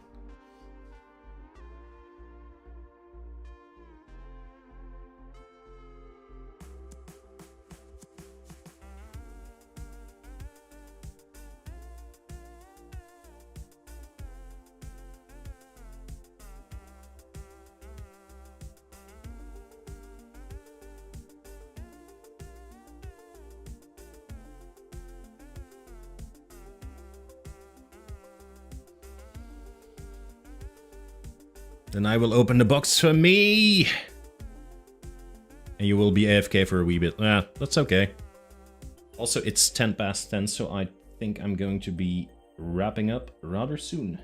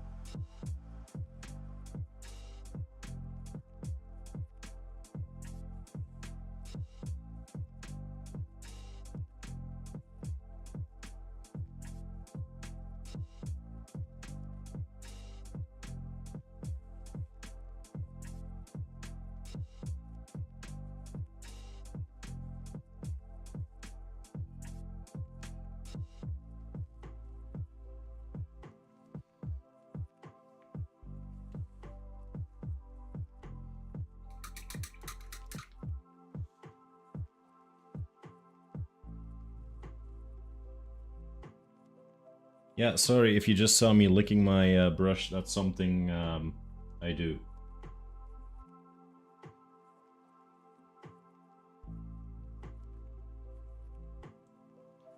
As Miko said, are the straights okay? No, we're not.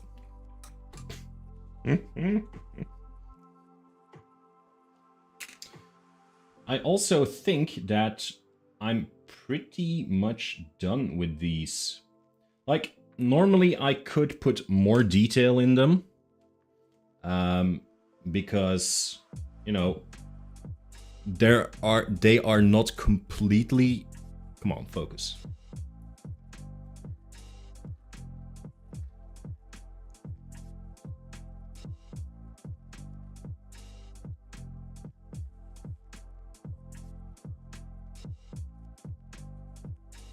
I've been doing the same thing with lead-based paint for years. Wait. are you okay? So yeah, normally I could put like more detail in these. I might, when this is completely dry, go over it with a little marker, a very fine-tipped marker to just put some writing in there so it looks like it's actually a book, a tome with some spells in it.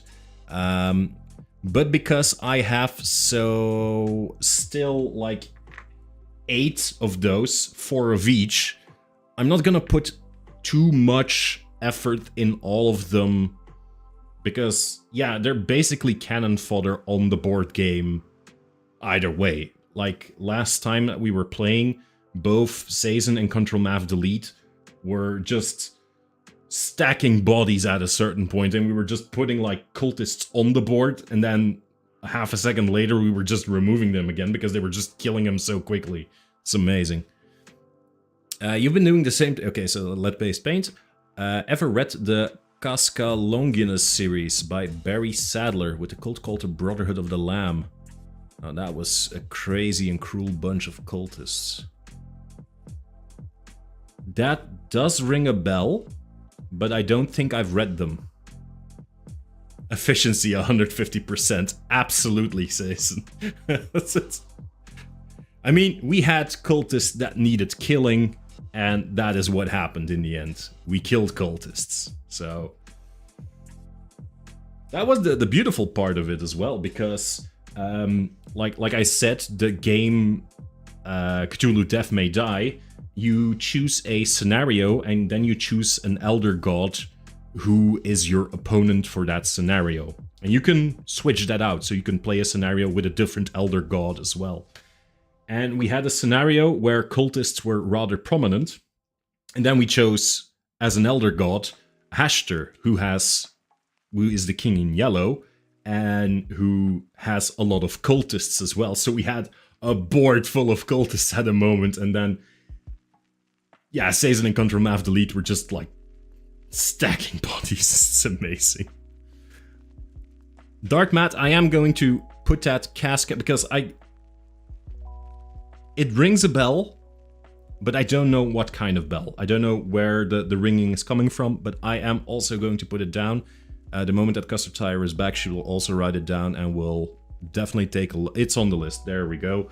Efficiency 150%. Just keep going at it. And no, but I really like all the feedback that you guys are giving. First of all, because it's a personal enrichment. I love these stories myself. I really like reading them. And yeah, it's just the reason why I do the audiobooks is to also share my love for them with other people. We all ate lead-based paints as kid, no problems at all. Just don't ask the wife.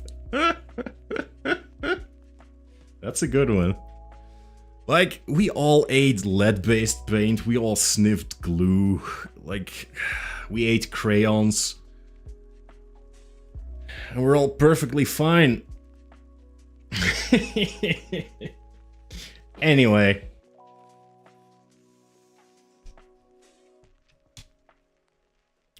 With that being said...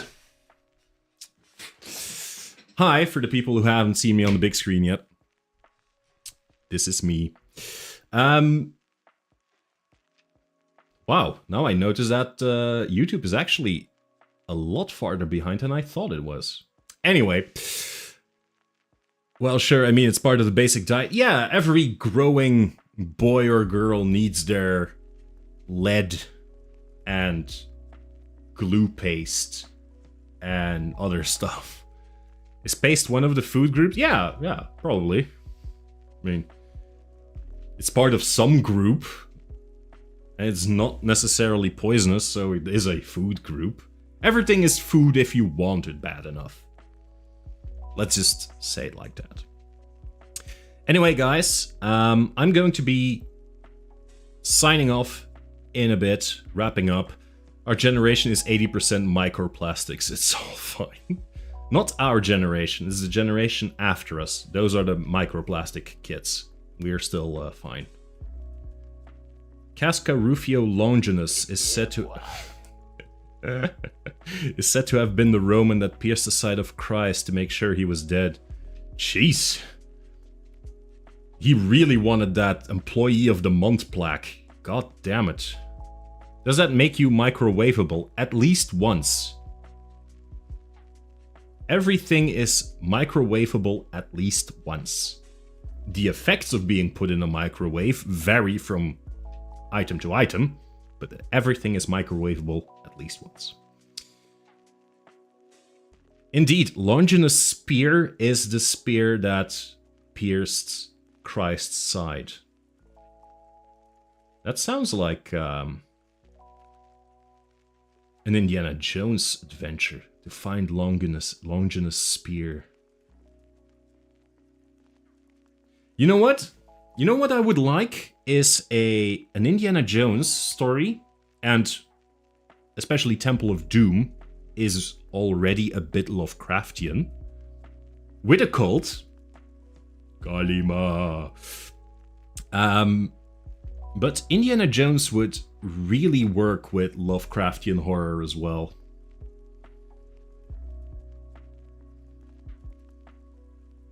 The Spear of Destiny. Yeah, that's what it's called. The Spear of Destiny. That's Longinus' spear.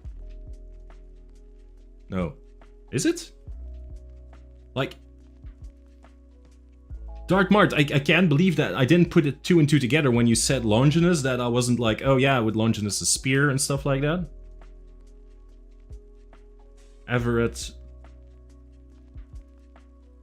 Water came out of the body of Christ. Oh my god. Christ is stabbed. And there's water flowing out of him. Red water. That's blood, dude. No, it's a miracle. Water mixed with blood. Does that make it ink or paint? Water collected around his lungs. I would just like to say, makes him a squid. Christ is just a huge squid that died for our sins.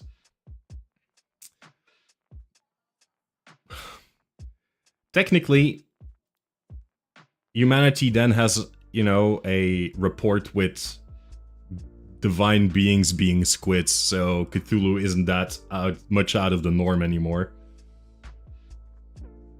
The Brotherhood of Lamb chases Casca across the centuries.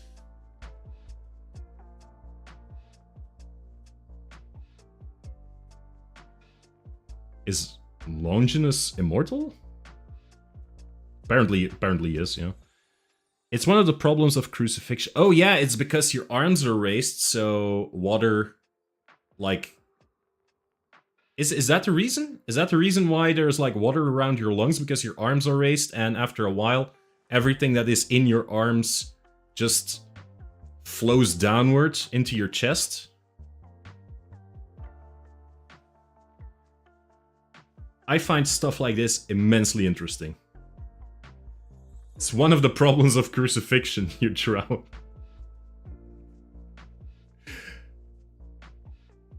Hippocratic Oath. That is really interesting, but I don't think that one of the problems of crucifixion is that you drown. I think when you're being crucified, you have a lot of problems, and drowning is, you know... No, I get what you...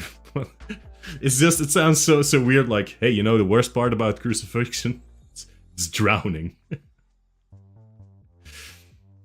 But, yeah, you can't breathe probably, yeah, properly. Yeah, I guess because if you're like this, like, your chest to the back, your arms I like my humor dry. That's good. You're a programmer. I know a lot of programmers, and they all have dry humor. God damn it. Okay, yeah, you got a point. It's good. It's all good. Anyway, guys. I'm gonna wrap it up for realsy this time, because I feel like I could go on forever otherwise, and I still have work in the morning.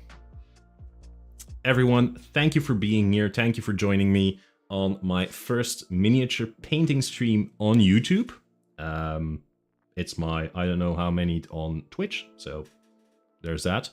And yeah, we've got these two little guys here. You can't see them properly, but you know they're there. You saw them earlier. And yeah, I had fun with it. Spear of Destiny has a nail from the cross tied to the Spear of Destiny. Oh, that's really cool.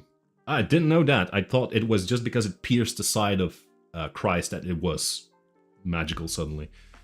There's a naked thing and a nail thing. Lots of problems. Yeah, there's lots of problems. Excited for the next reading. Yeah, wait. Next reading is Ambrose Bierce. Like I said, I'm not gonna tell which story just yet, because I don't want people already spoiling themselves by possibly looking it up.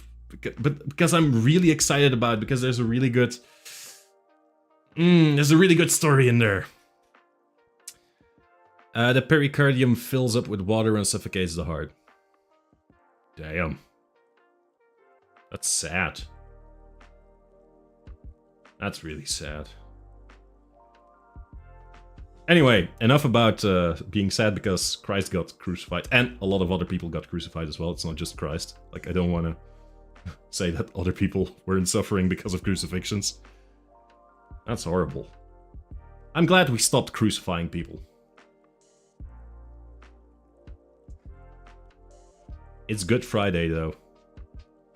When he was crucified, not now, right? Anyway, people, that's me in the corner. That's me in the spotlight, choosing my religion. No. I am Christoph. This was Miniature Mythos. Thank you all for being here. I'll be back with a new audiobook reading on Sunday. It will release at the normal time, as always. And on Tuesday, I will be back with more pixel art, and next Thursday, I will be back with more miniatures. So everyone, I already wish you a good weekend, and I hope to see you next time. Good night. Bye-bye.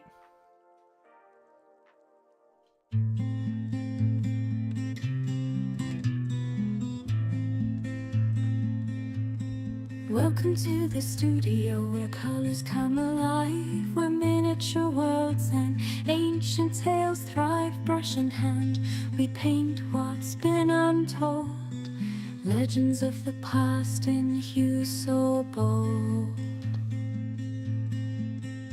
In the depths of lore, we shade the unknown, angels and demons, old gods overthrown. With brain matter beige, our heroes shine bright at Miniature Mythos, where dreams take flight, exploring hidden lore, where tales ignite. Painted models shining bright, every color shared, every story sworn, at Miniature Mythos, where legends are born.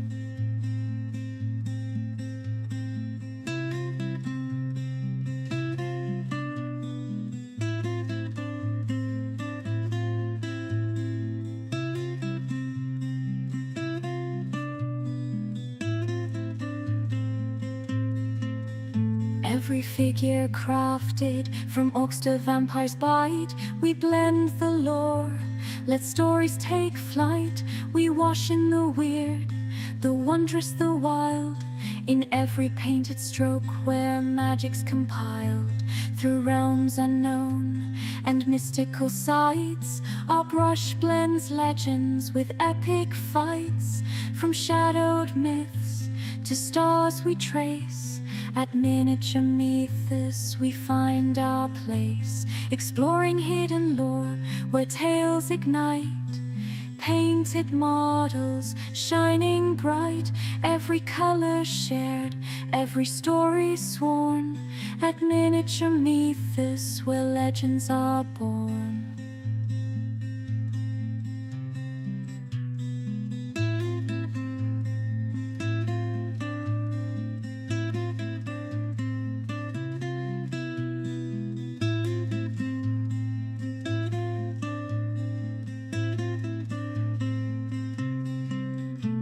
From candles flicker to the screen's bright hue, we glaze through the fantastical view. Every layer of paint, every tale we weave, at miniature mythos wonders never leave.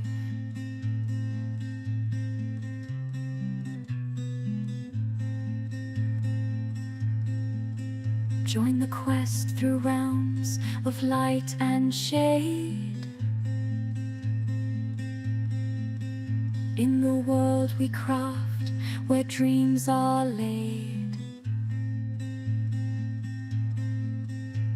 With lore and brushwork, our palette expands, at miniature mythos where imagination stands. Exploring hidden lore, where tales ignite. Painted models shining bright, every color shared, every story sworn, at miniature mythos where legends are born.